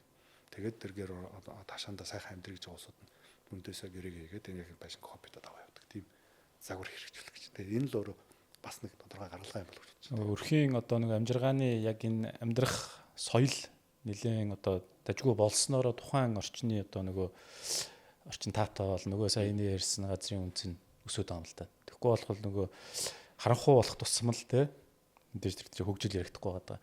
Тэгээ сүүлийн хэдэн жилийн сэргээгдэх эрчим хүчний талаар нэлээд их одоо монголчууд ойлголттой болж байна. Олон ч төсөл хөтөлбөрүүд хэрэгжиж байна. Энэ тал дээр одоо яг пассив сууц руу яг энэ сэргээгдэх эрчим хүч ямар нөлөөлөл үзүүлж байна? Яаж холбогдох вэ? Яаж холбогдож чинь аль төрлийн ингээд за ийм гоё байшин барьчаад ямар сэргээгдэх чиг холбохгүй юм дэрж. тий одоо Нарлаг Монгол орончуудаа нарнаас өөр юм бодогдохгүй шүү дээ. За. Нарлаг Монгол орн гэдгийг бол үнэхээр гайхалтай үнэн онж хэлсэн үг. Бид бол сүүлийн үед 5 жил би бол тогны мөнгө төлсөнгүй. Би бол тогнод холбогдоочгүй. Тэгээд ингээд амьдарч идэг. Настай ээж маань 80 гарсан хүнд энд ямар ч одоо зовлонгүйгээр хоолоо игээ идчихэж байна, усандаа орчиж байна. Тэгээд уцаараа арчиж байна, интернеттэй үз. Ингээд нарны эрчим хүчийг бүрэн дүүрэн ашигласнаар энэ пассив байшинтай айгүй гоо хоршдог байхгүй. Хэрэгцээг ингээд халаалтын болон эрхлэлний эрчим хүчний хэрэгцээг эрс бууруулад бүр ингээд баг 0 болгоно. 0 руу төхүүлнэ. 12 дугаар сарын дунд хүртэл ямар ч эрчим хүчний одоо халаалтын тухай ярихгүй болгож байшингаа. Тэгээд 1 сарын дундаас ерөөсөө тэр халаагуурын системийн тухай яриа байж. Тэр ерөөсөө үндсэндээ нэг ганц сар ийм халаагуурын тухай ярина да. Энэ халаагуурыг нь чулуун халаагуураар ингэ шийдээд тэрийг нараар тижээч гэдэг юм систем бий. Яг тэр бол яг технологийн шийдлийн тал руу явчлаа. Пассив байшин гэдгээс халиа те. Пассив байшин эхлээд хэрэгцээгээ буулгачаад дараад нь халаалтаа яаж шийдэх вэ гэдэг сэдв рүү орж штэ би. Тийм ээ. Тэгээ энэ халаалт нь бол айгүй минимал одоо юу гэдэг нэг том парализатор насос мосод юу ч байхгүй. Зүгээр нэг өрөөний бууланд юм жижигхэн чулуун халаагур тавьсан. Тэгээ болоо. Тэрийг нартайг ингээд уйдсан. Нарны тол руугаа ингээд уйсан. солар панелуудаа тавилаа. Тэ. Тэр солар панелийн хэмжээ нь бол ерөөсөө хүний инээ төгмөр юм байгаа байхгүй. Малчин айл дээр тавьдаг шиг юм тавьсан. Тэгээ тэр нь өөрөө нараараа 5 кВт тий. Нараараа авч ирсэн дулаанаа шууд чулууга халаагаад тэр чулууных нь дулаан байшин одоо дулаан алдаг нөгөө дулааны гүүр нарийн шир юм юу ч байхгүй учраас тэр дулаанч дотроо ингээл бачдаг. Хашаас алдаг. Энд чи өөрөө нөгөө нарны системд аягүй сайн хослоод гэсэн үг байхгүй. Бид нар байшингаа барихдаа яаж алдаг вэ? Таарахын барьчаа. Зүгээр хамгийн гол нөгөө активны арга руугаа хэлбийцсэн хүмүүс чинь нараар л бүх юм халаачих юм байна гэж баахан нарны тол шийдэгддэг.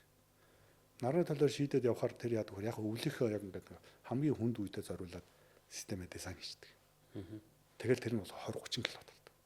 Тэгээ тэрийг чинь ингээд өдөржингөө шүнжингөө ингээд халааж яханд бол баахан батарей хэрэглэдэг. Хэдэн ч сая төгрөг болдог. Бараг 100 гаруй сая төгрөгөөр батарей аваад тавьчихдаг. Тэгээд бүр нараар шийднэ гэдэг ингээд явдаг. Тэрнгүүт яг уу зарим нь шийдэж болж явах шиг байна. Тэгвэл бусад 11 сар хугацаанд тэр нар чинь бүтэн илүүдчих واخгүй. Яах юм тэр их чинь тэр их систем чинь нэгдүгээр хөрөнгө оруулалт ихтэй. Хоёрдугаар ямар ч ашиглалтгүй ингээд хөрөнгө чинь одоо үнэн цан унаад батарей чинь жил ирэх тусам 10-аас 15% эрчим хүч нь буурах.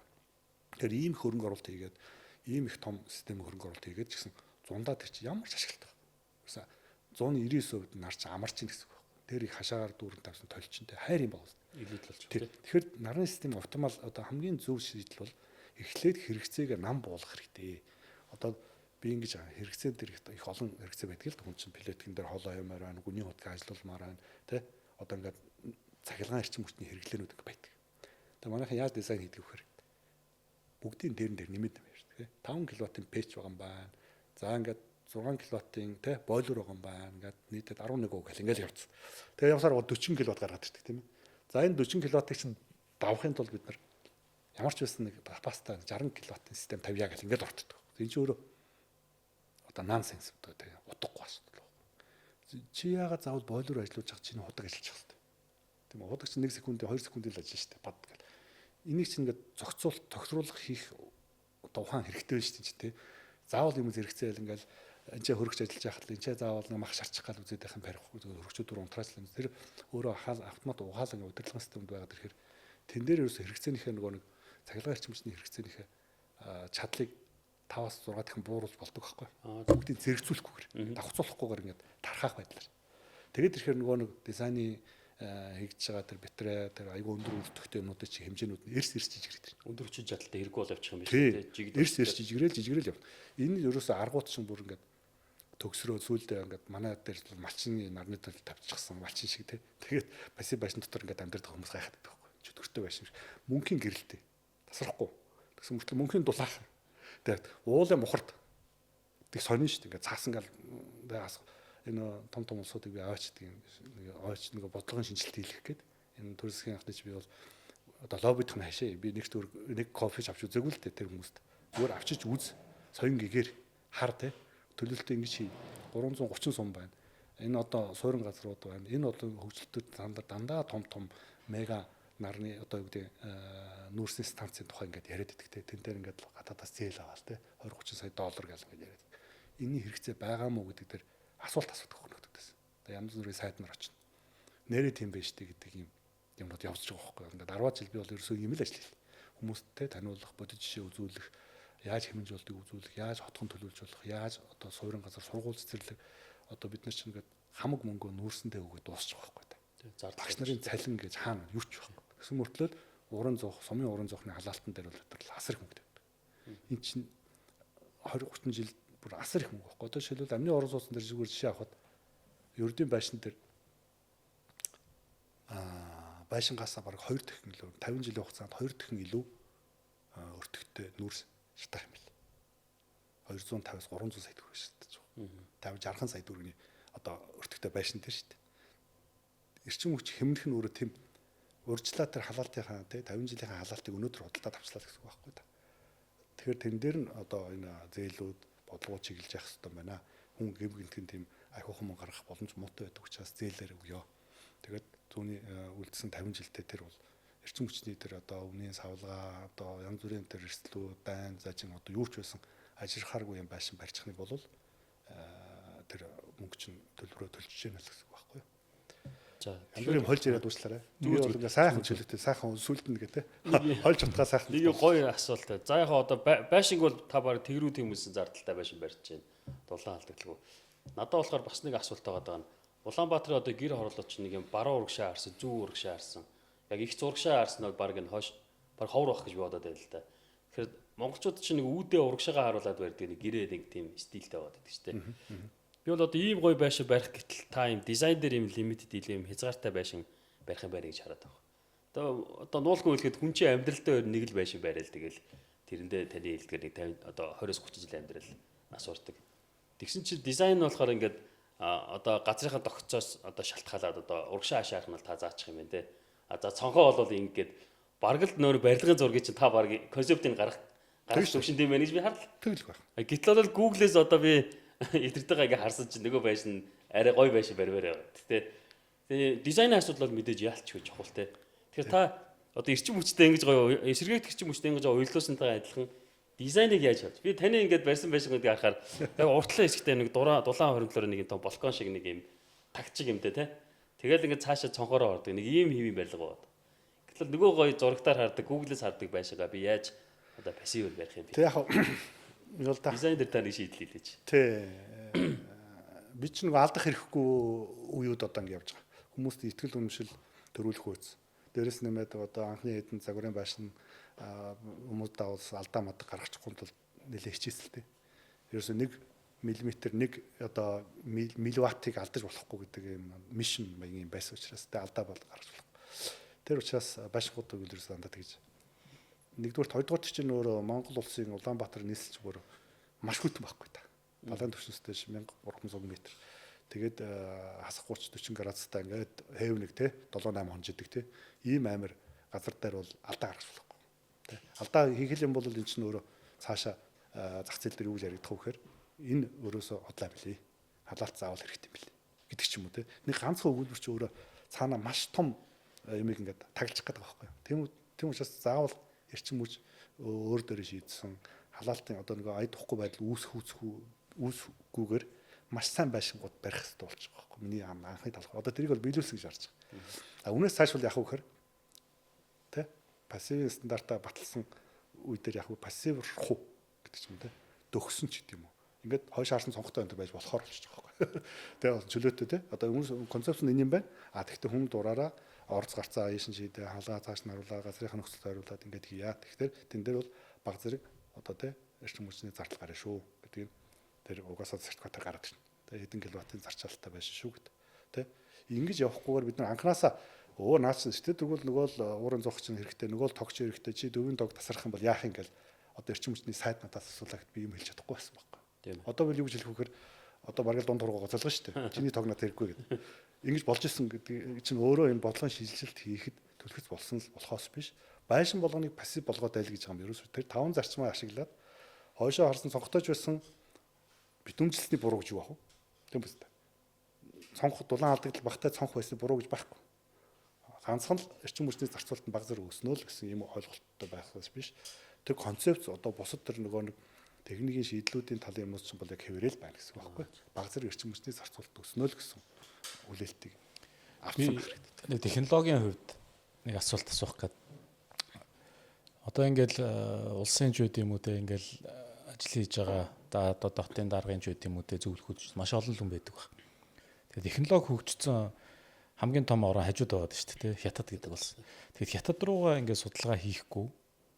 Тэгээ өөр одоо өнгөрчүүд юм уу юу ч үт элдвийн янзын орнор бол явж байгаа харагдах юм. Гэтэл хятад гэдэг улс маань одоо жишээлбэл Huawei гэдэг компани арабад жишээ нь одоо ус төрөгчөөр те тэр эрчим хүчийг шийдээд байгаа.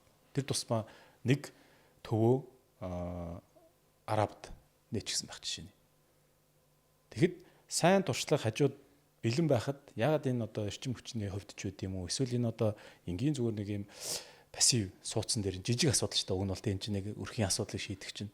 Тэгэхээр энэ судалгаа шинжилгээнд дээр яг урт хугацааг яга харахгүй байгаа юм бэ? Зөв нэг 5-10 жил харцсан. Одоо урт хугацаанд гэдэг нь саяны яриад нам даралтын зуух бол биш юмаа гэдэг одоо эртгэн шийдээд за дараагийн юм руугаа одоо орцгоё.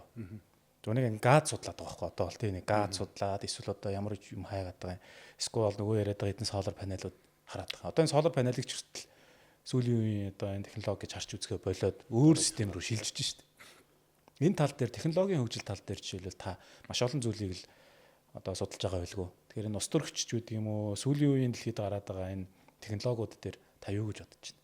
Монгол хэрэгжүүлчих одоо гоё сайн жишгч үү юм. Анх тохирснороо би мэддэг мал ярмаар байна тийм. Миний мэддэг бол пассив хаус гэж жоохон нэмээд идэх юм бол жоохон цаашаа ярьж чадах юм бол нарны систем л ярьж чадна. Тэрнээс цааш ус төрөгч нь энэ тэрэг гэж ярих нь одоо миний одоо хувьд бол илүү мэрэгжлийн ус зөндөө байгаа учраас тийм. Тэр бол одоо судалгаа шилжүүлэхээс би бол одоо улсын think tank одоо тийм босруулдаг хүн биш. Зөвхөн нэг жирийн барилгач юм. Тийм учраас байшингийн тухай ярих гэж бодсон. Зүгээр яг Монгол их онцлогтой л доо. Монголч өөрөө маш их тархацсан. Энэ тэндгүү тархаа утрахаа байдгаараа бид нар ч өөрөө угаасаа нүүдэлж ардсан тий. Малчид маань ингээд одоо 20-30 км яваал нэг айл гэдэг ч юм уу нэг суурин нэг баригад байж байгаа шүү дээ. Энэ дээр хамгийн зөв шийдэл бол эхний ээлжинд толсон пассив хаусууд юм байна. Дараад нь юу вэ гэдэг ихэнгүүт хамгийн хүртээмжтэй хамгийн их гарын дор байж болох юм бол нар л байна. Тий. Нар бол нарны одоо тий 300 сая километр гэдэг лөө дээ. Энэ зайд үүссэн атомын цахилгаан станц байхгүй.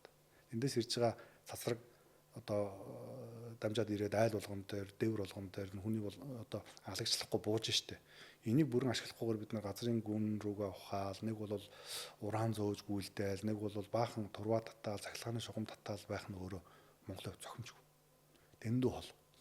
Дэндүү одоо бид одоо Америк нэгдсэн улс шиг тэгэл хайвей өндөр урдны замаар бүгдийг холбоно гэдэг ингээ явах нь нэг хэрэг. Тэр бол дэд бүтцийн нэг том шийдэл байх хэрэгтэй.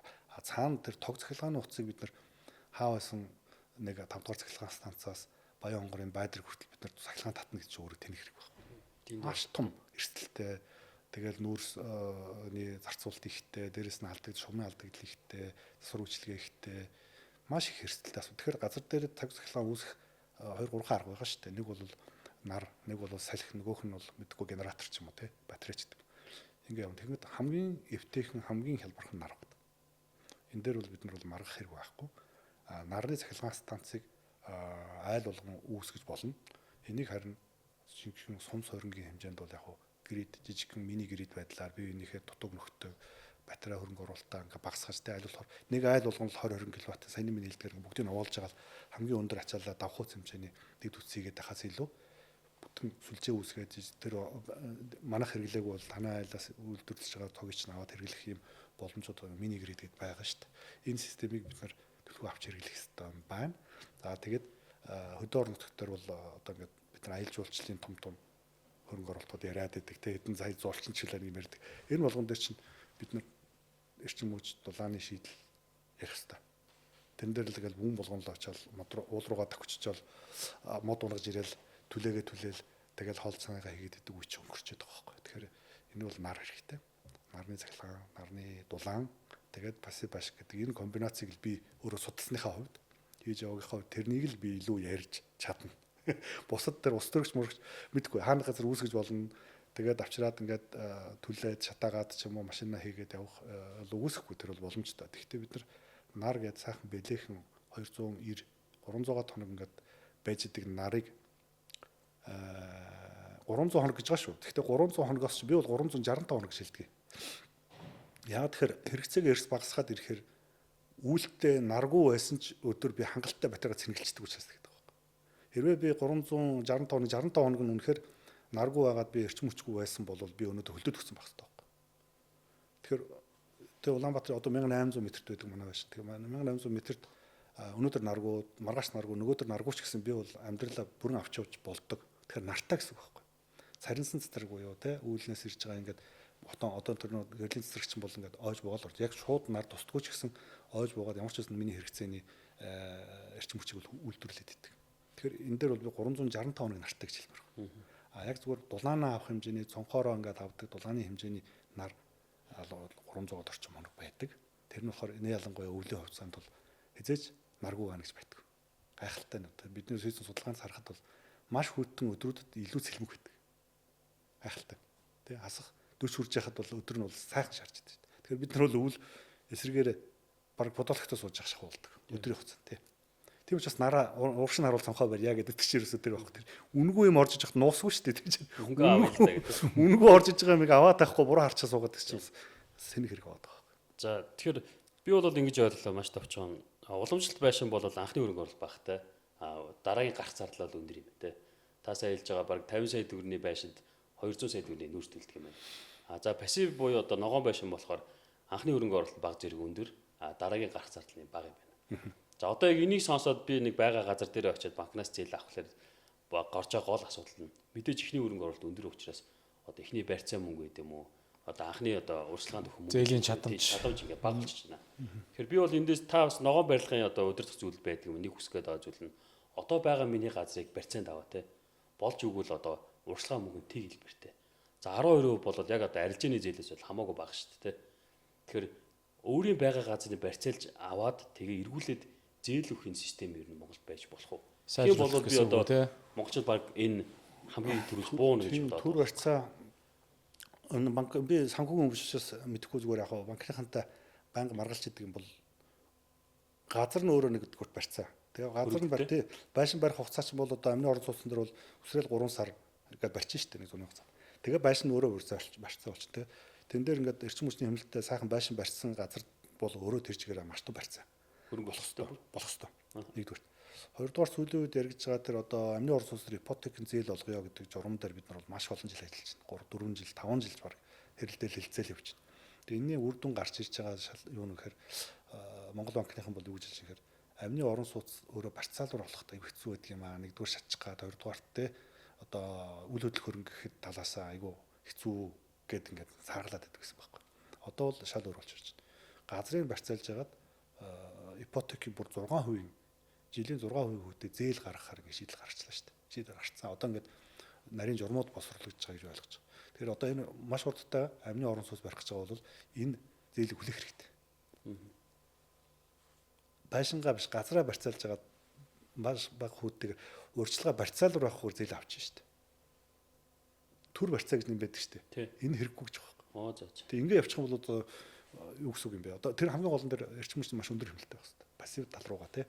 За яг түүнээс бага байж болно. Гэхдээ хамгийн гол нь тэр хүний бүх олсон орлого юмнууд нь зээлийн эргэн төлөлтөнд зарцуулагдах баталгаа очих хэрэгтэй нэгдүгээр. Хоёрдугаар байшин нь өөрөө үйл хөдлөх хөрөнгө болохуйц маш сайн чанарын байшингууд чанартай байх хэрэгтэй. Энэ дээр даатгалын компаниуд орчиж байгаа одоо.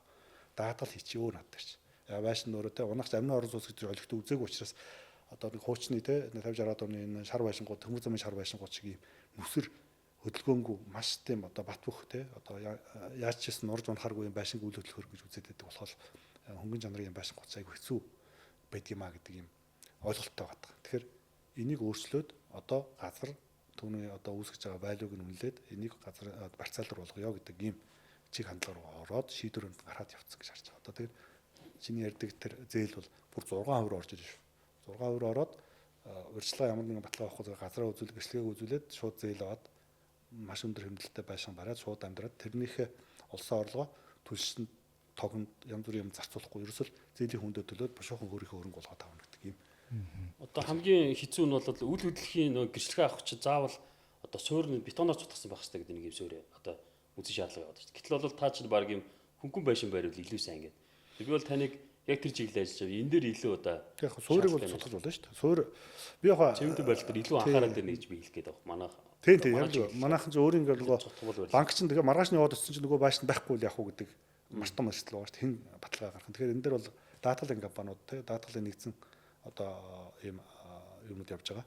Энэ даатгалын компаниуд надад ч баталгаа гаргаад өгч чинь. Ингээд явна. Бетон суурь хийхгүй байгаа шалтгаан бол ерөөсө 2 3 байгаа. Цэвдэгтэй, хөдөлгөөнтэй юм газар дээр бетон суур хийгээд ерөөсөө нэмэргүй угаас.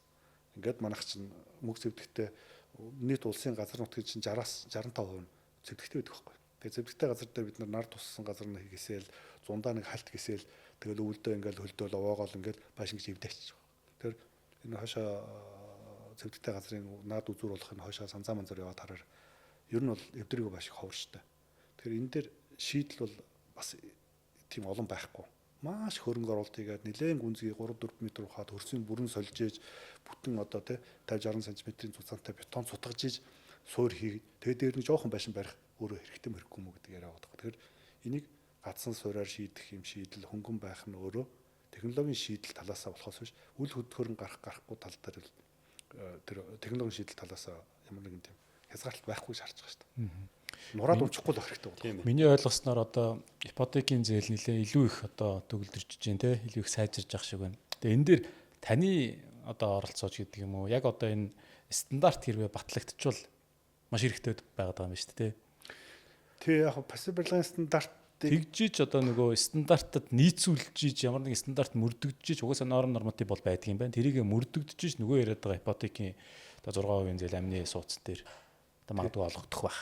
Тэгэхээр энэ тал дээр та хэр ахиц дэвшилтэй явж байна? Ер нь батлагдах хэр хугацаа ажиллаад байна. Тэгээд яг барилгын яамныхан чинь энэ засгийн газрын өмөрийн хөтөлбөрт орцсон байдаг юм билээ. Нэг сонин бид нь шүү дээ. Их хурал дээр пассив гэж ярьдаг юм. Би мэдгүй нэг ч хүн танихгүй. Тэгээд засгийн газар дээрч пассив л гэж ярьдаг юм. Энэ пассиваар л хорооллоо барья, хотгоноо барья, бүх зээл мэлээ ингээд тэгээд зарим гишүүн хэлж нэг жилээ. Энэ ямар амар лоббитай гар вэ гэж.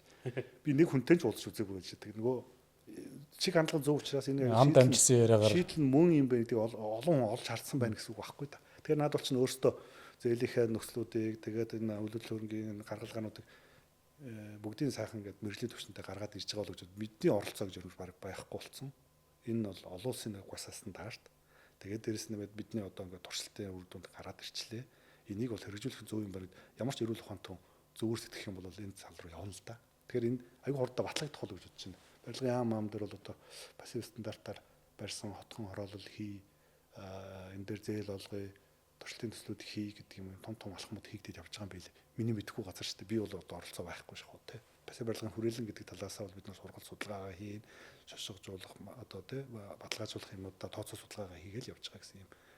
Би бол нэг тийм олон улс төрчийг танихгүй мэдэхгүй урдуур хагуур гүөхээд явах боломж ч байтай. Тэгээд байшин дээрээ л туршилтаа хийгээл сууж байгаа юм шүү дээ. Энэ бол за тэгэхээр одоо тренд харах юм бол хэсэг нь хашаа байшингаа урьдчилгаанд өгөөд ипотекийн зээл рүү ороод байрлал орцоо. Одоо сүүлдээ хашаа байшингаа юугаар байшингаар тулаадаг гэдээ баг үнэн тэнцээтэй. Одоо бол эргээд баг залуучууд байраа зараад одоо яаж одоо амны орон сууцтай болох вэ? Ямар пассив хаустай болох вэ гэдээ ярьж байна л да. Тэгэхээр одоо саний таны хэлдгэр бол хэрвээ ипотекийн зээлийг одоо пассив хаус буюу амны орон сууцад өгчих юм бол энэ шуурга бол маш эрчтэй явах байхаа. Тэгэхээр барилгын салбарт одоо яг одоо ногоон барилга гэдэг юм өөрөөсөө яг барилгын салбарынхаа мань хэр их хэмжиж байна. Одоо яагаад одоо чинь төрийн одоо барилгууд буюу одоо энэ сургууль цэцэрлэг те энэ жижиг одоо энэ одоо бүтцүүдээс эхлээд ногоон руу хэр шилжиж байгаа вэ?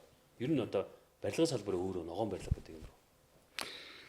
Тэг яг манай нормтой хуучны зургаар хийгдсэн байшингууд бол нэлээд нүсэр хүнд тэгээ хөдөө орон нутгад хийж байгаа байшингууд энэ төр бол ер нь бол айгу сургууль мургуулийн тендер мендер харж байхад дандаа төсөвдөө үрдгүү маш их зардал гардаг. Тэгсэн мөртлөө ашиглалтын хугацаанд маш их зардал гардаг юм байшингууд барьдаг юм байна гэдэг. Энэ манай барилгачдын нэгдсэн холбоо гэж байгаа.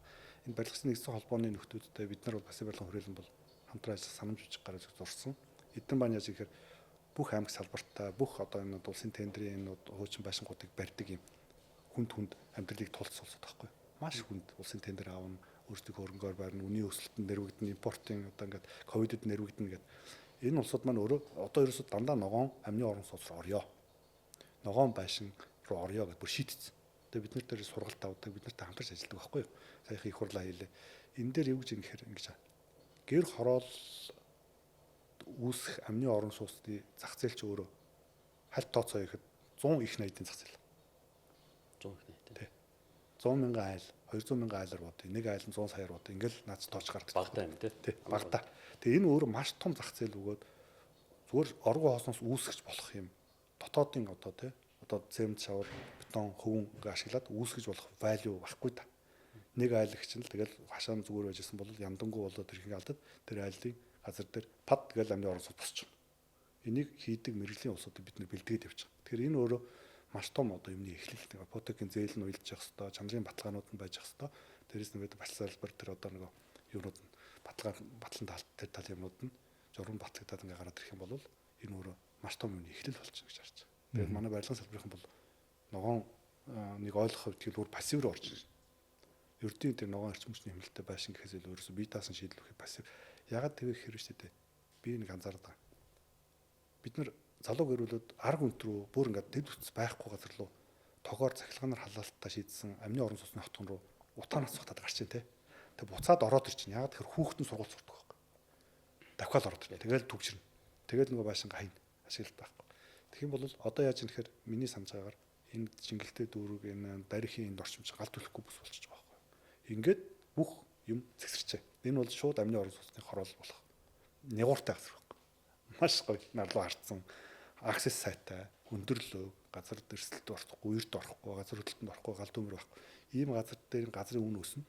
Энэ дээр амны орон сууцнд хөрөнгө оруулалт хийгээд тэндээ ипотекийн зээл аваад амьдрах юм бол утаагүй орчинд хотынхоо төвд тий айгуу сайхан газар ингээ өндөрлөг газар жинхэнэ тансаг зэрэглэлийн хаусууд үүсгэх гэдэг. Тийшээс газар авъя даа гэж. Ярилцлагын маань цаг нэлээд төгсөн байна. Тэгээд энэ бол төгсгөлдөө нэг иймэрхүү зүйл яриулах зүгээр гэдэг юм санагдаад байна. Одоо яг пассив сууцаар та одоо эксперт гэж бид нар бол хүлээн зөвшөөрж байна. Тэгээд чиг хандлага ирээдүй хаашаа чиглэж байгаа. Дэлхийн нийт за магадгүй Монголын хувьд, Монгол улсын хувьд. Тийм яг хуу барилгын салбар дээр том эргэлт үүсэх болов уу гэж би харж байгаа. Энэ одоо нөгөө ер нь бол урсгалт зардал, нүрс ашиглалтын зардалтаа алуулдаг байсан бүх мөнгнүүд байшинд хөрөнгө болж наалдна гэдэг юм уу, тоосго, нэг ширхэг тоосго 1 кг хөвөнч болж орж ирээд байшин дээр наалдчих юм бол тэр мөнгнүүд чинь байшингийн үйл хөдлөх хөрөнгөнд зарцуулагдах боломжтой болж байгаа байхгүй. Тэр нөгөө урсгалт зардалт явдаг гэсэн мөнгнүүд чинь. Тэгээ энэ өөрөө дотоодын нөгөө нийт бүтээгдэхүүнийг өсгөх цоо шин одоо тийм сэжим гарч иж байгаа байхгүй.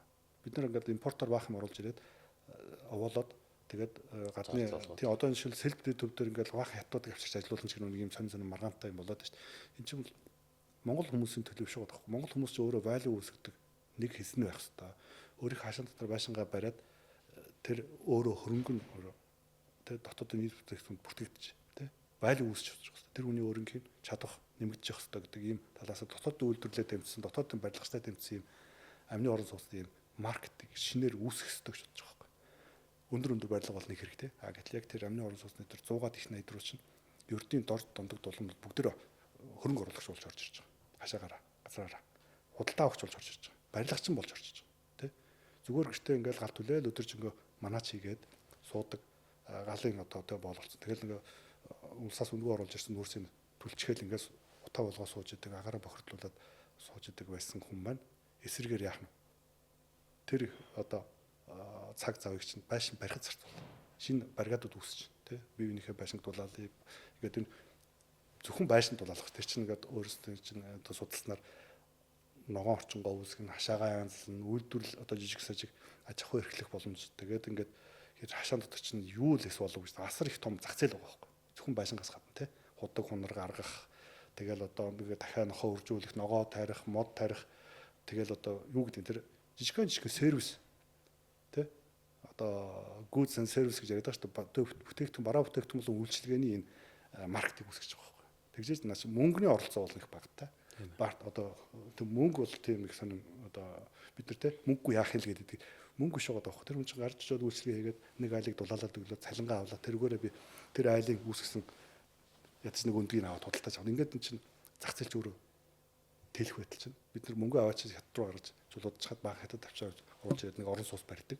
Энд нь ороод амьдрна гэдэг чинь бол энэ чинь өөрөө ямар нэг тийм нэг оролцоо авахгүй бүтээгдэхүүн productivity буюу те айл болгон хүн болгон бүтээмж үүсгэж яж эдийн засгийн өсөлт юм байгаа үстэй. Тэр бүтээмж нь яаж үүсэх вэ гэдэг гэр хороолт чинь маш том зах зээл байгаа тань. Чи худаг ядаж хийдэг болоодох те. Ядаж чи дэд үтс одоо те тоос өрдөг болоодох. Нэг бол чи хөвөн дулаалга хийдэг болоодох гэдгээд маш олон шинэ ажлын байрууд үүсэж байгаа. Энэ ажлын байран дээр очиод ажиллах юм бол энэ Улаанбаатар хот гэдгийг бүх аймагуудад ингээд нийлээд харах юм бол 200-аад их найт энэ зах зээл 10 жил дотор байна шүү дээ. Энэ рүү орж ирэх хэрэгтэй байна. Тэгжээс Монгол улс сайтайхан хөгжих багтаа л гэж байна.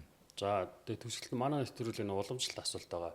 Одоо property одоо подкаст дээр таны одоо мэдж байгаа хамгийн эксперт хүн хэм бэ? Дараагийн одоо зочноор өөрөвл таны бодлоор эксперт нь хэм бэ? Зэрэг наадах ерөөсө бодог юм. Магадгүй дараагийн зочин нэг юм мандуул дарах ч юм уу яриад байна шүү дээ. Тий.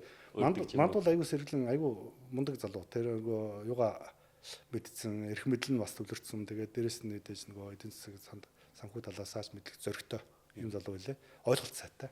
Бидний ярьж байгааг маш сайн ойлгож дэмжиж ингэж ажиллаж. Тэгэхээр мандуулыг таад ураад яриулвал их гоё юм ярих баг. Яг одоо хийж бүтээдэг дээр тавьсан баг.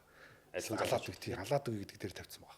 Тэгэхээр энэ хүн чинь аюу эрчвчтэй. Над шиг ингээл аршаас уучаал юм байдیں۔ Тийм байдیں۔ Ингээд номлоод байх биш. Алаад үг гэдэг ингээд ярьдаг залуу байхгүй. Тэгэхээр тэрийг бас санал болгомоор байна гэж бодож байна. За баяр. Бидний одоо энэ дугаарт оролцсон, урилгыг хүлээн авсан танд маш их баярлалаа. За энэ удаагийн дугаарыг үзсэн та бүхэндээ баярлалаа гэж хэлье. Дараагийн дугаар хүртэл түр баяртай.